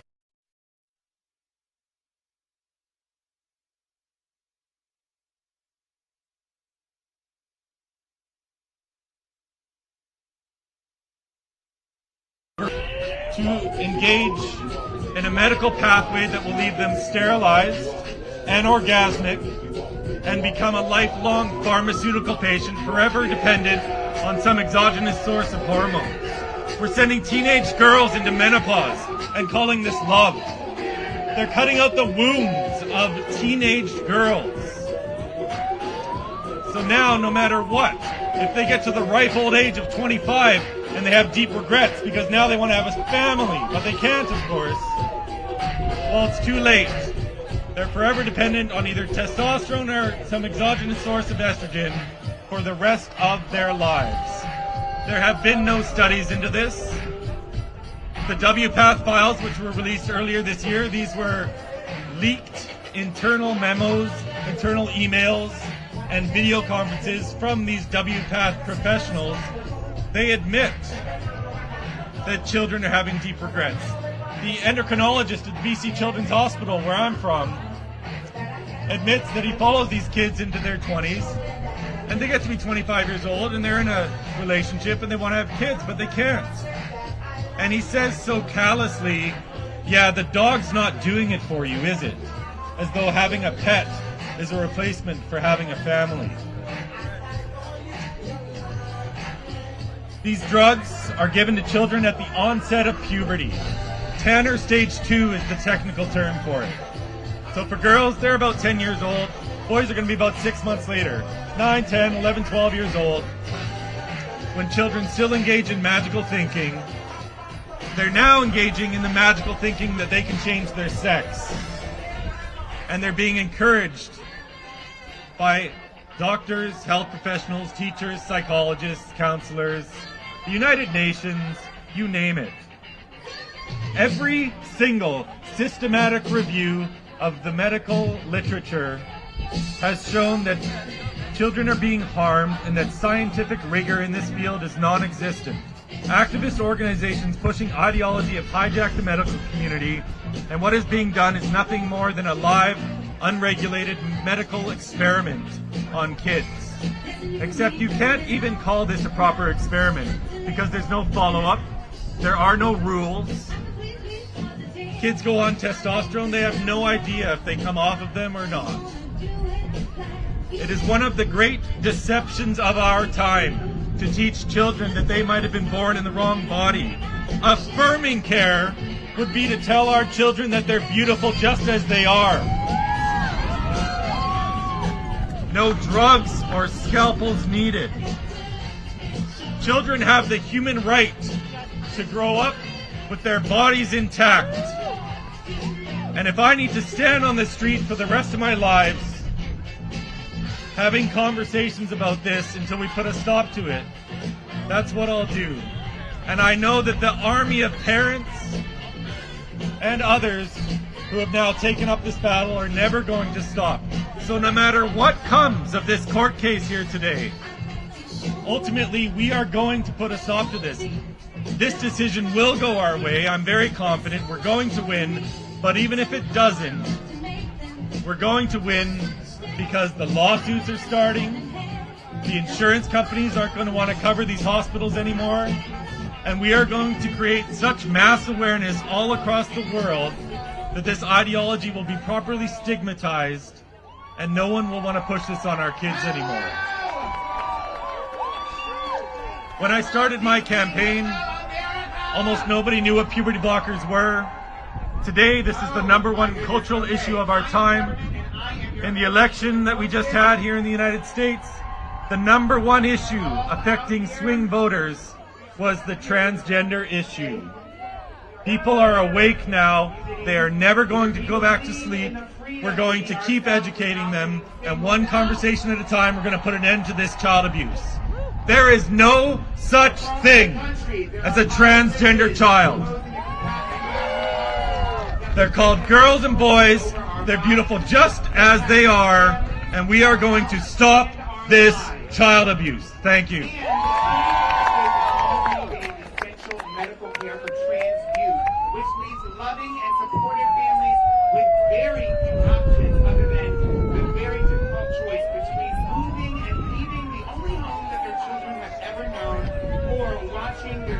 Thank you, Chris. Our next speaker is Congressman Gary Palmer. Congressman Palmer served as president of the Alabama Policy Institute for 24 years. He currently serves on the House Oversight and Accountability Committee, the House Energy and Commerce Committee, and the subcommittees on energy, environment, and climate change, and oversight and investigations. Palmer has also served as the chairman of the House Republican Policy Committee since the 116th Congress. The Republican Policy Committee aims to unite congressional Republicans on policy and help advise other members of leadership on policy decisions. Please join me in welcoming Representative Palmer. Just a few years ago, I was right here on these very steps. Good morning. I stand here today not just as a congressman from the great state of Alabama, but also as a father, War Eagle. And that's hard for me to say, having played football for Alabama. The case before the court, United States of America versus Committee, is about far more than a legal debate over Tennessee's law. It's about whether states retain the right to protect children from irreversible harm. Alabama's been at the forefront of this fight. Our state enacted a similar law in 2022. And while it was initially challenged in the courts, the 11th Federal Circuit reversed the lower court's decision, allowing Alabama to continue safeguarding our children. Our experience led the groundwork for Tennessee's law, and today we stand united with them and 25 other states determined to protect vulnerable youth from becoming casualties of unproven medical experiments. The evidence against these treatments is mounting. A 2022 report commissioned by the Swedish government, for example, concluded that scientific basis is not sufficient to continue to conduct hormone treatments on children without further research. This is Sweden. On October 23, 2024, the New York Times reported that the results from an ongoing multi-million-dollar federal project on transgender youth has been buried because of political considerations. That's a study by the National Institutes of Health that your taxpayer dollars paid for. Despite reportedly finding that using puberty blockers to treat gender dysphoric adolescents did not lead to mental health improvements. Dr. Olson Kennedy, the leader of the research team, chose not to publish the findings because she said she was concerned the study results could be used in court to argue that we shouldn't use blockers in minors. She made this decision despite also finding a remarkably high suicide rate among children who receive these treatments. Last month, I led a letter demanding the release of the report. It's interesting that the National Institute of Health refuses to release the findings while this is being litigated in our courts. This proves that this is not about the children. It's about a left-wing agenda. I am once again calling on Director Monica Bertagnoli to release the full report to the public. I want to quote someone, Michael Landon, a professor and chief physician, University of Gothenburg in Sweden, who was the co-author of the Swedish report, wrote an email: healthcare should not provide interventions that we do not know to be safe and beneficial. He added, from the lack of evidence follows that a conservative approach is warranted. I completely agree. The Supreme Court should as well and uphold the rights of Tennessee, Alabama, and the other 25 states that are taking action to protect our children. God bless you and thank you. Yes, the very first openly transgender attorney arguing at the Supreme Court. Let's give it up for Chase. Thank you, Representative Palmer. Just a reminder for everyone in the audience, please don't engage. We're here to be peaceful. We're on the side of truth and peace. Let's not engage with anyone, any agitators in the crowd, please. Just stay the course. I'm so honored to introduce our next speaker to you, Chloe Cole. Chloe is a senior fellow with Do No Harm. She is a detransitioner from the Central Valley of California. She started her transition at 12 years old, puberty blockers and testosterone at 13, and a double mastectomy at 15 years old. She is now a strong advocate against gender ideology. Please join me in giving a warm welcome to Chloe.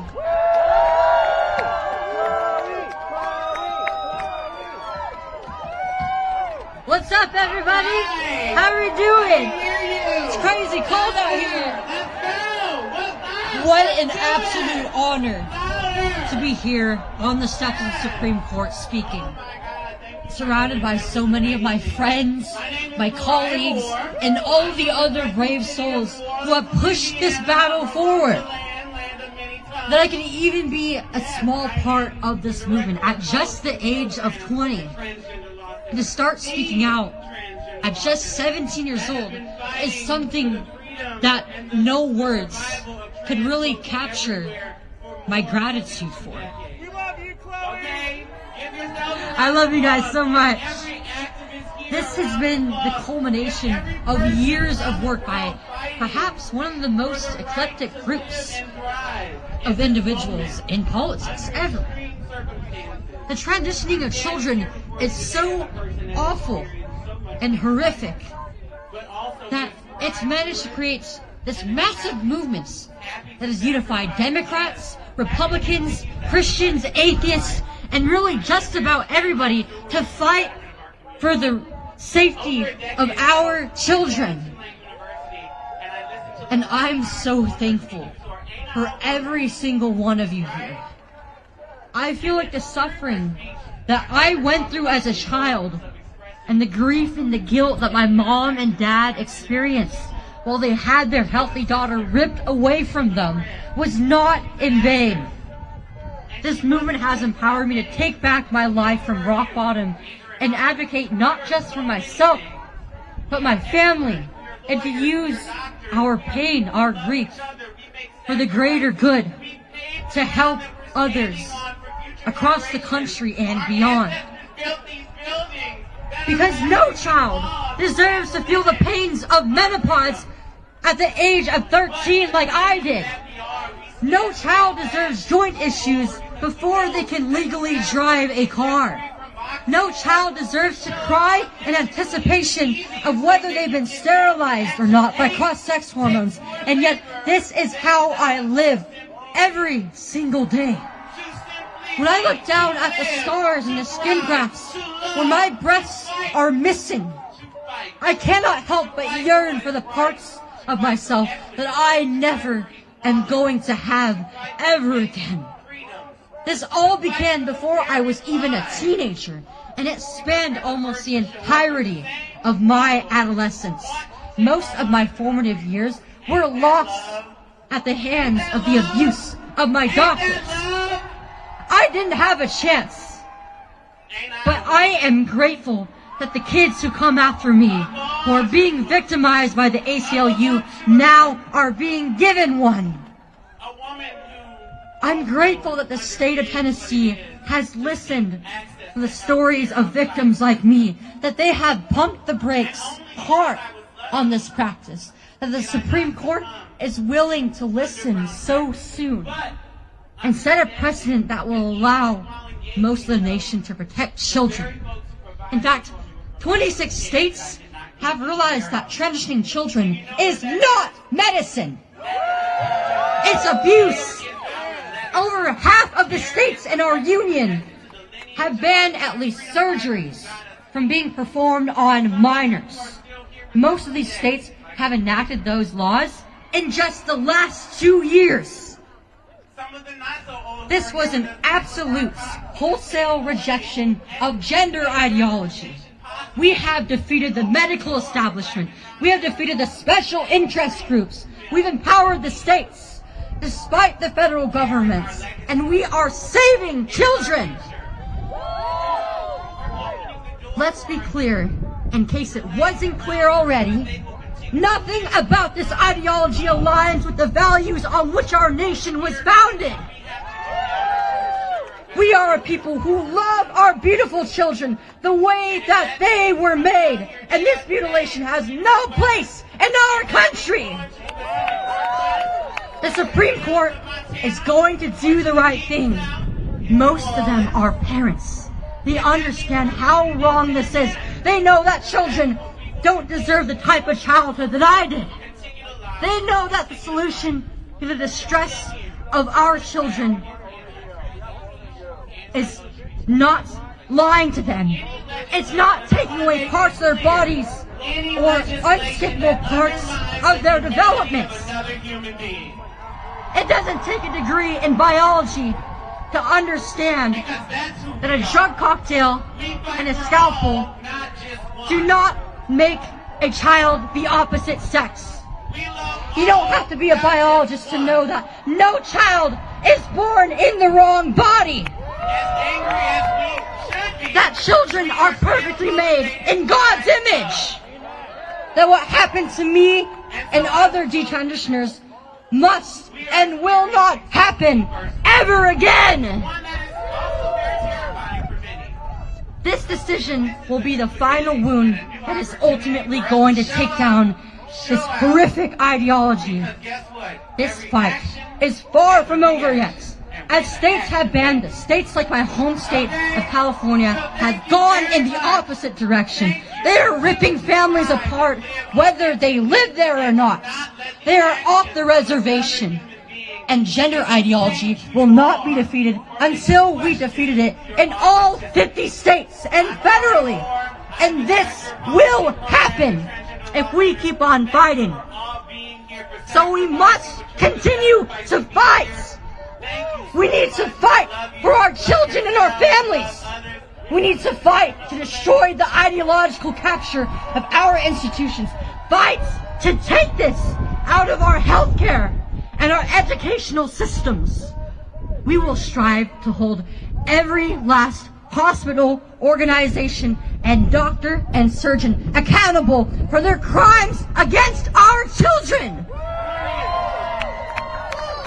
I filed a lawsuit against Kaiser Permanente with Center for American Liberty because I will not stop until I have emptied the pockets of my abusers. And in doing so, we are creating a wave of detransitioners and other victims who ultimately will achieve complete and total justice for the harms that have plagued our lives and our country.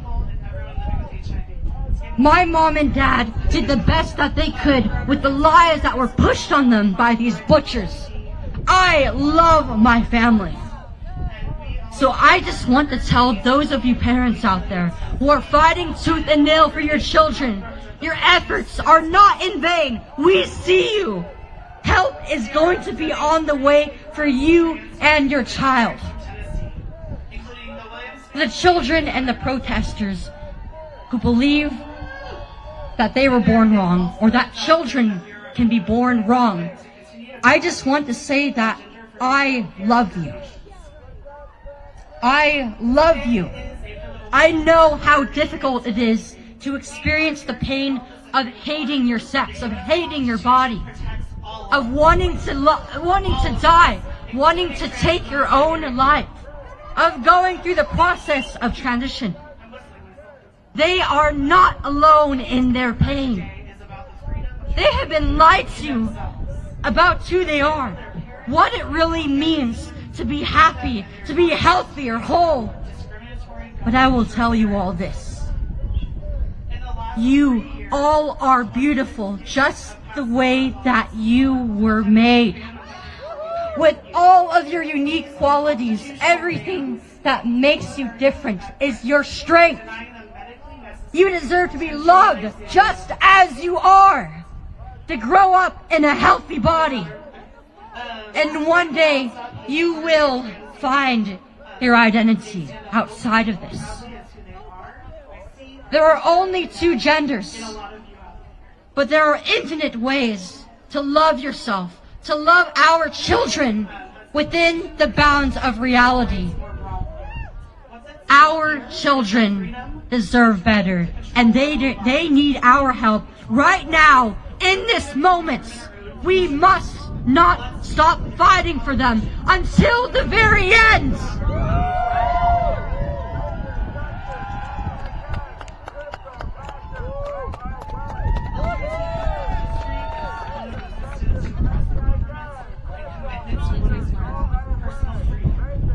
Thank you, Chloe. Thank you for telling your powerful story.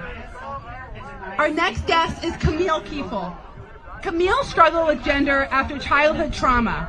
After years of severe mental illness, Camille believed that transitioning would finally provide relief. After developing complications from the non-binary top surgery, the doctors became dismissive, forcing Camille to take her health into her own hands. After addressing her physical health, her mental health finally started to improve. Camille now advocates for an investigation and holistic approach to gender dysphoria. She founded Detrans Health, a nonprofit providing education and resources for detransitioners. Camille has been featured on the Daily Mail, Newsweek, Psychiatric Times, Tucker Carlson, and the Benjamin Boyce podcast. Please join me in welcoming Camille to the podium.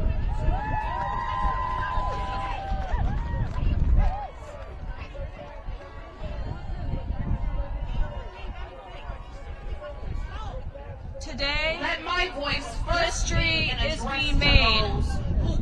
The outcome of this case will forever change the way we approach gender dysphoria in children. It's important to me that we start treating children holistically and stop transitioning them.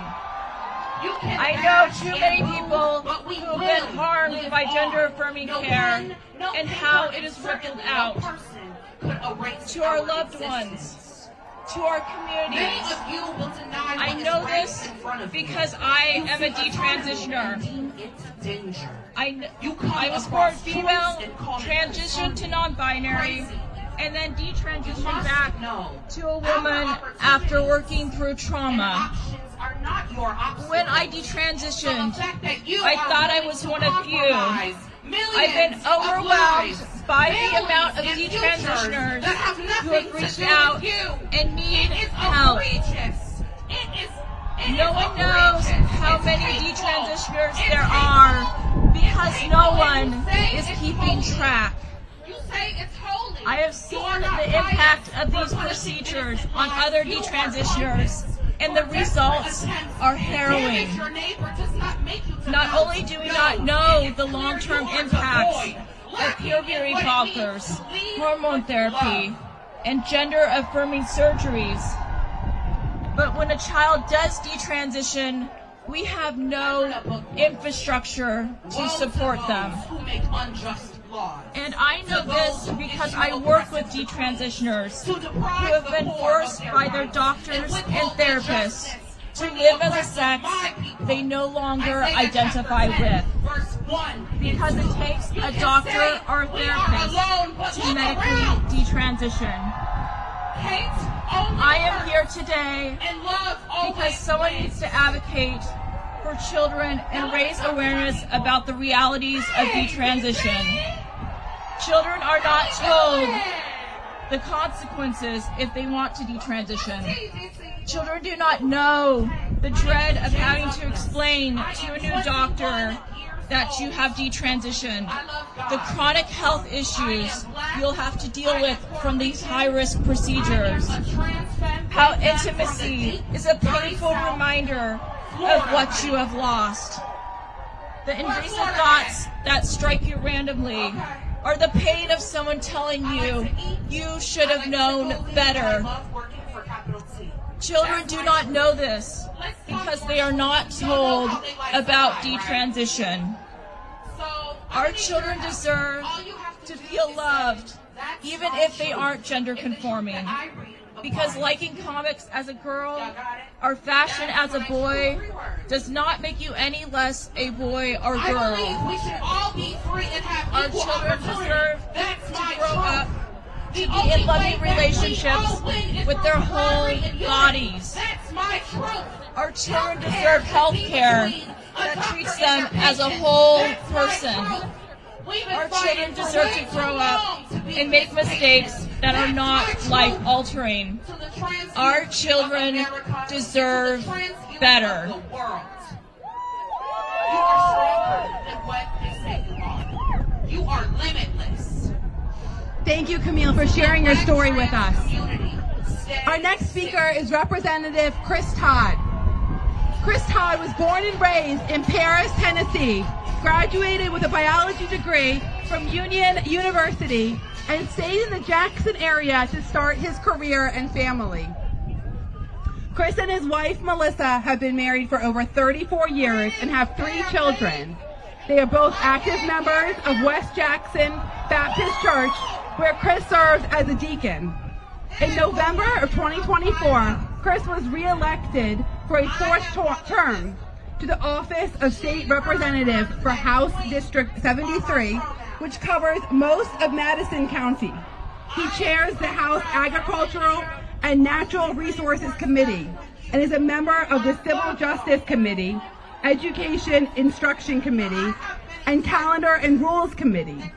He is a member of the Utah Commission on Agriculture and is the state chair of the American Legislative Exchange Council, a national association of legislators that provides nonpartisan policy research based on principles of limited government, free markets, and federalism.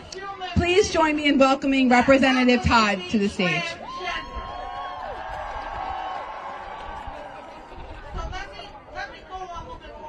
Good morning. Fabulous to see all of you here today for what I believe is a basic common sense issue. We're here to protect children, and it's very encouraging that this court behind me today is hearing a Tennessee law. Tennessee being maybe one of the last holdouts for common sense in this country. Protection of children must be our priority here. And many of you are here because of that. None of you would believe that if your 10-year-old came to you and said, I think I'm a butcher today, you wouldn't provide them with a drawer full of butcher knives to go do whatever they wanted to. You would actually be responsible for their actions. Whatever they did to themselves, whatever they did to somebody else. Neither would you put them behind an 80,000-pound fire truck with a red hat on their head if they thought they were a fireman one day. It's common sense.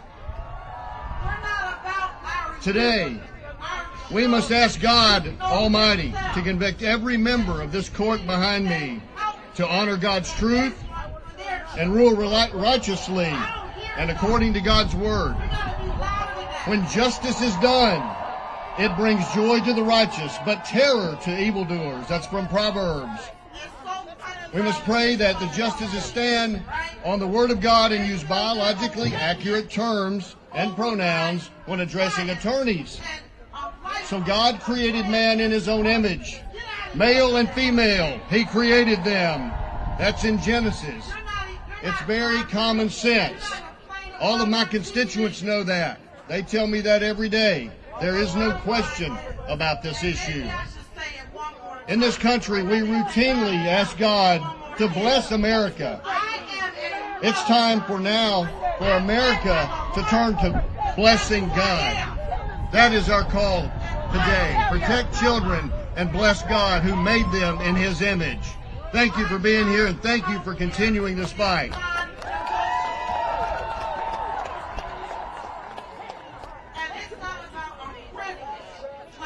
Our next speaker is State Senator Ed Jackson. Senator Jackson is beginning his 11th year serving 7 counties in West Tennessee. Jackson has served 10 years on the Senate Health and Welfare Committee. He has also served on several commissions and focus groups dealing with healthcare, with much of his focus is on juvenile health and well-being. He is especially interested and supports the legislation being heard in our Supreme Court that is focused on protecting and improving the health of our children and youth. Please join me in welcoming Senator Jackson to the podium. Thank you very much, and I'm very glad to be here in this beautiful city on this beautiful day. Thank you to Do No Harm Association protecting our children from gender ideology.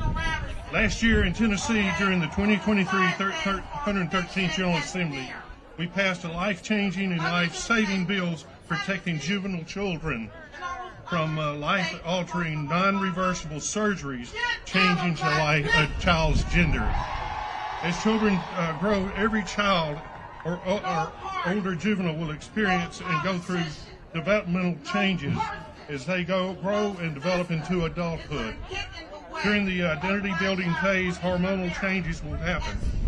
As their brain and their body grows and develops, these are normal changes that take place as they grow into their adulthood.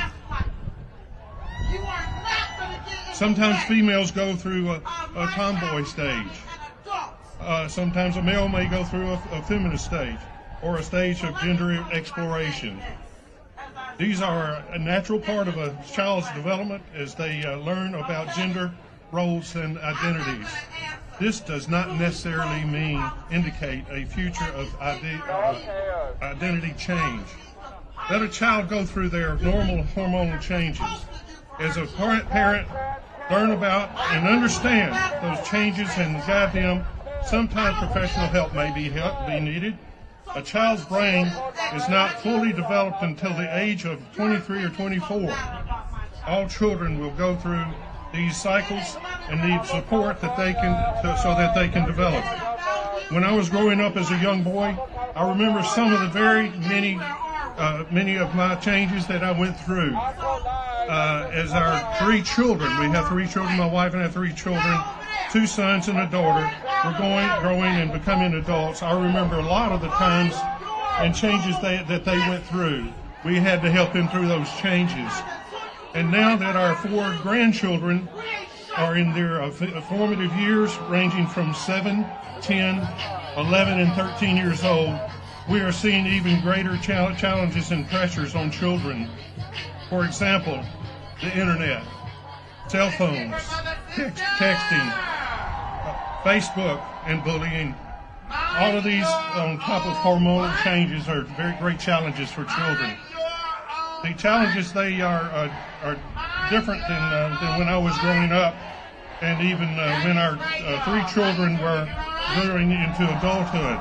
We got to show them that a little bit of chilly weather. Irreversible gender transformation on a juvenile that would not have the capacity to fully understand the consequences that they would face, that they would deal with in the future if they had a gender transformation.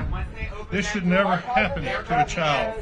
I do pray that today our Supreme Court rules in favor of children's health and safety and not gender change as an option. Thank you again to Do Not Harm Association and all that you do protecting our children. Thank you very much. Actually cares because they understand and see our humanity. Let's welcome from the great state. Thank you, Senator. Our next guest is January Littlejohn, a senior fellow with Do No Harm. January is a wife and stay-at-home mom to 3 children in Tallahassee, Florida. She has a master's degree in counseling and is also a licensed mental health counselor. Her 13-year-old daughter was socially transitioned at her middle school in 2020 without her knowledge or consent. In 2021, she and her husband filed a federal lawsuit against the school district for parental rights violations. January is devoted to educating parents, school officials, legislators, and mental health professionals on the dangers of gender ideology and the affirmation-only approach in medicine. She helps parents whose children have fallen prey to this ideology find resources and treatment options to support their family. Please join me in giving a warm welcome to January.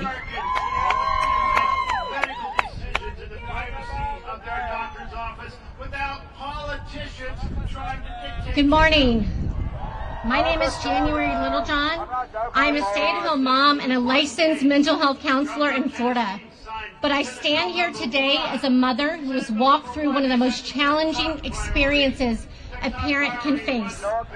I stand here not just for my family, but for the countless families whose children are falling prey to the lies of gender identity ideology. In the spring of 2020, our 13-year-old daughter told us she no longer felt like a girl. She had expressed no signs of confusion, and her announcement came shortly after 3 friends at her middle school also suddenly identified as transgender. Soon afterward, her mental health spiraled. It was clear from conversations with our daughter that she was anxious and confused, and it's no surprise why. We learned gender ideology teaches children the pseudoscientific idea that they have a so-called gender identity, which is completely separate from their biological sex. Through this false belief system, they are taught they can choose to be a boy, girl, neither, or both. Gender identity ideology has normalized what is ultimately a psychiatric issue that has infiltrated every aspect of our culture, which is why we are now seeing an explosion of teens falsely believing they are born in the wrong body. The vast majority of these children have a history of trauma or have co-occurring mental health issues such as anxiety, depression, eating disorders, and up to 40% are on the autism spectrum. Once a child is led down this path, it begins with a request to change their name and pronouns, clothing, and hairstyle. It then quickly escalates to requests for breast binders, puberty blockers, hormones, and even surgeries.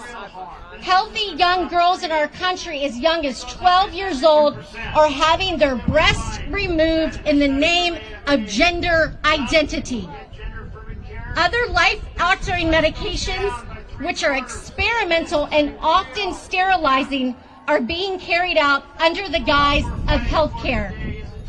Our daughter at 13 was encouraged through activism and peer pressure to disassociate from her body and to believe her body parts could simply be removed, modified, or replaced. She cavalierly talked about puberty blockers and getting a double mastectomy that has been rebranded as top surgery, but it was clear to us that she did not understand the gravity or scope of what she was requesting. The irreversible consequences of medical transitioning, including loss of sexual and reproductive function, cannot be fully understood by children or teens who lack the necessary cognitive maturity or experience to make these decisions. Not one of these children have the ability to give informed consent. Yet doctors tell us to follow the child's lead. Where else in medicine do we follow a child's lead toward irreversible medical harm? The answer is nowhere. I have spoken to parents across the country who are emotionally blackmailed with the same question. Do you want a live son or a dead daughter? This lie manipulates parents into making irreversible decisions for their children out of fear. Let me be clear. There is no evidence that medical transition is the only alternative to suicide for dysmorphic children. None. What children need is not drastic and unproven medical interventions. They need to be told the truth. They need to go through puberty so their brains and bodies can fully mature. They need love, support, and a chance to grow into themselves. The compassionate treatment is to help these children feel comfortable in their bodies. And that's exactly the path we took with our daughter. What we learned is that our daughter needed us to parent her through her confusion. We set healthy boundaries and taught her that hormones and surgeries can never change her sex. We sought help from a licensed counselor to work on co-occurring issues that were the true root of her distress. We lovingly affirmed her as the female she is, instead of the lie she was led to believe. After 2.5 years, our daughter desisted. She is completely free of confusion and is on a path to self-love in the body she was created in. She's now a senior in high school, looking forward to her future in college, but she still grieves the time she lost during adolescence to this destructive ideology. This just isn't our story. I've met parents all over our country who have found success by rejecting the lies of gender ideology and instead lovingly guiding their children through the confusion without medical interventions. No child is born in the wrong body. These are boys or girls in need of nurturing, loving, not altering. Affirming a child in a trans identity only deepens their confusion and increases their self-hate and potential for self-harm. These children deserve ethical, evidence-based treatment that helps them heal, not harmful experimental interventions that cause irreversible damage. I've seen a sign today that said trans joy. There is no joy in sterilizing vulnerable children. There is no joy in cutting the breast off of teen girls. So today I stand here on behalf of all parents whose children have fallen prey to the insidious lies of gender ideology.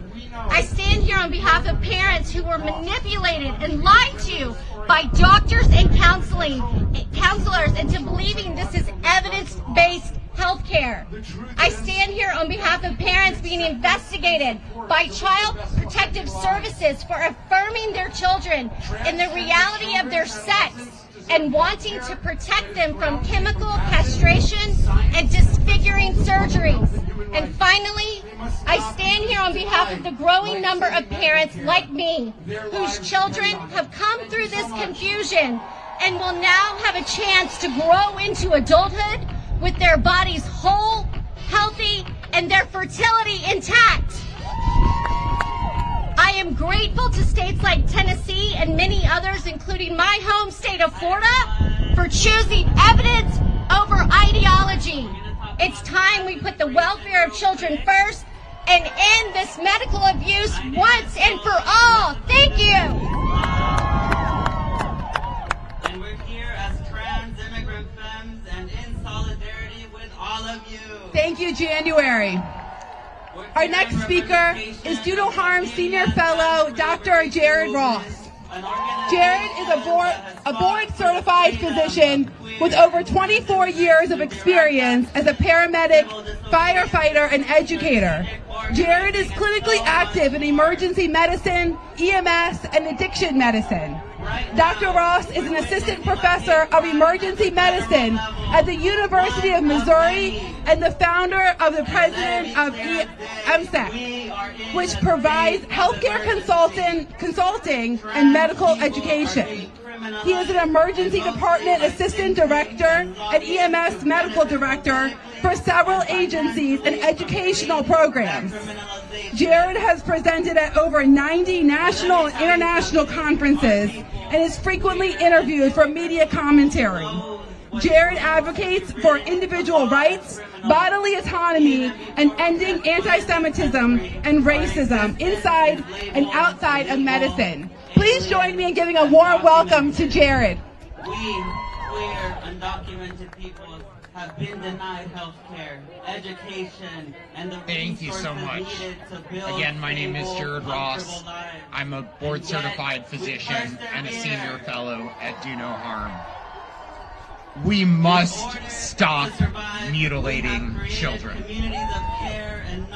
In the 1990s, American medicine followed the lead of a group of misguided Dutch researchers who were performing experimental surgeries and medical procedures on gender-confused children. When Europe realized that these children were no better off, and in most cases worse, they corrected their mistakes, banning these procedures for minors. Yet, here in the U.S., this barbarism, which is neither medicine, treatment, nor health care, continues, reaching its peak in 2022. We often hear that these procedures are extremely rare. However, they were not quantified. Do No Harm is an evidence-based, science-driven organization. And that's why we undertook the process of building the Stop the Harm database, to understand exactly how widespread this problem is. And what we found is shocking. Nearly 14,000 child sex change procedures, nearly 6,000 experimental surgeries on minors, and nearly $120 million in billing. The truth is inconvenient for the other side. The truth is that 97 to 100% of these children will be fine if they are simply allowed to go through puberty. Puberty is a challenging time for all of us, but it is a human rite of passage. State bans in Tennessee, as well as Texas and Kentucky, have started to reverse this terrible trend of child mutilation. I'm confident that the highest court in our land will stand for not only what is morally and ethically right, but with the scientific and medical literature, and ban the medical and surgical experimentation on innocent children once and for all.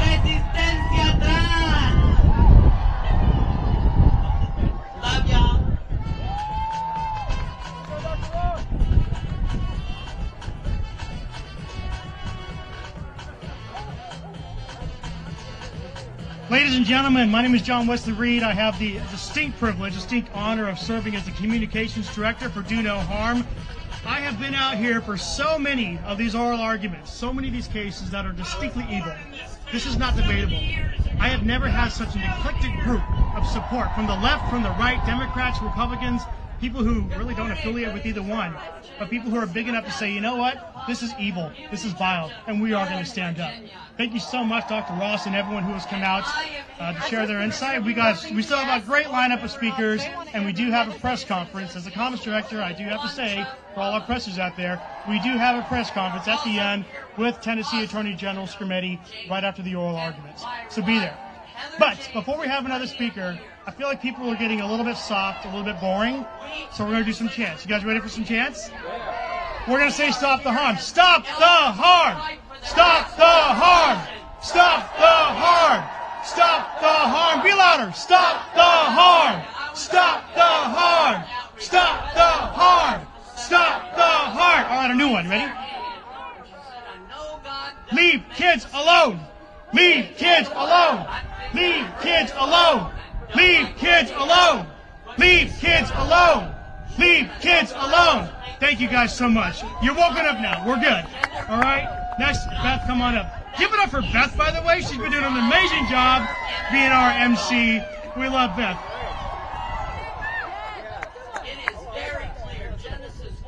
Thank you, John.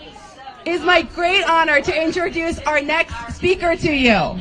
Matt Walsh is a hero of the movement to protect children from the destructive forces of gender ideology. In the fall of 2022, Matt brought to light the gender transition treatments happening in his own backyard at Vanderbilt Hospital. His advocacy played a pivotal role in legislation that was brought forward to ban these practices on children in Tennessee. And this exact legislation is the reason that we are all here together today. In the face of endless criticism, threats, and attacks, Matt never tires of standing boldly for the truth and advocating for the well-being of children. He exemplifies true leadership in our movement, and he is an inspiration to us all. So please join me in giving a big welcome to Matt Walsh.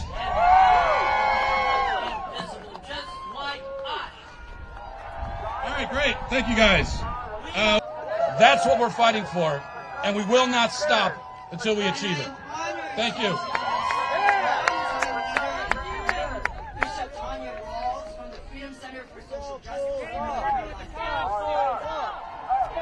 Thank you, Matt. Our next speaker is Terry Schilling. Terry is the president of American Principles Project. He is responsible for developing and implementing APP's strategy, messaging, and political activity at the state and federal levels. Since taking the reins at APP, Terry has overseen its growth into the premier national organization defending the family in politics. In 2021, he founded APP's Big Family Initiative, which aims to make the family into the most powerful special interest group in Washington, D.C. Through APP's Super PAC, he has also directed numerous election efforts, including campaigns to make defending women's sports and protecting parental rights in education key Republican issues. Please join me in welcoming Terry. God bless you, Beth, and thank you, guys. Listen, I'm just a dad with the Political Action Committee that wants to make these gender butchers pay a political price for hurting our kids. It's that simple.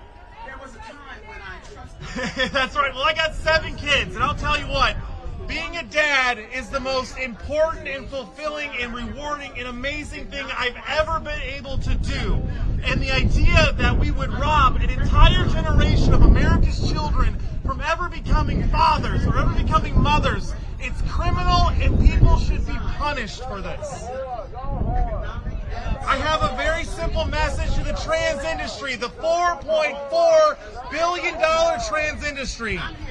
You will not take our children, and your days of harming their children are numbered. And once we ban these procedures, we won't stop there. We are going to get every person who went through this gross exploitation compensated for the damages that they underwent.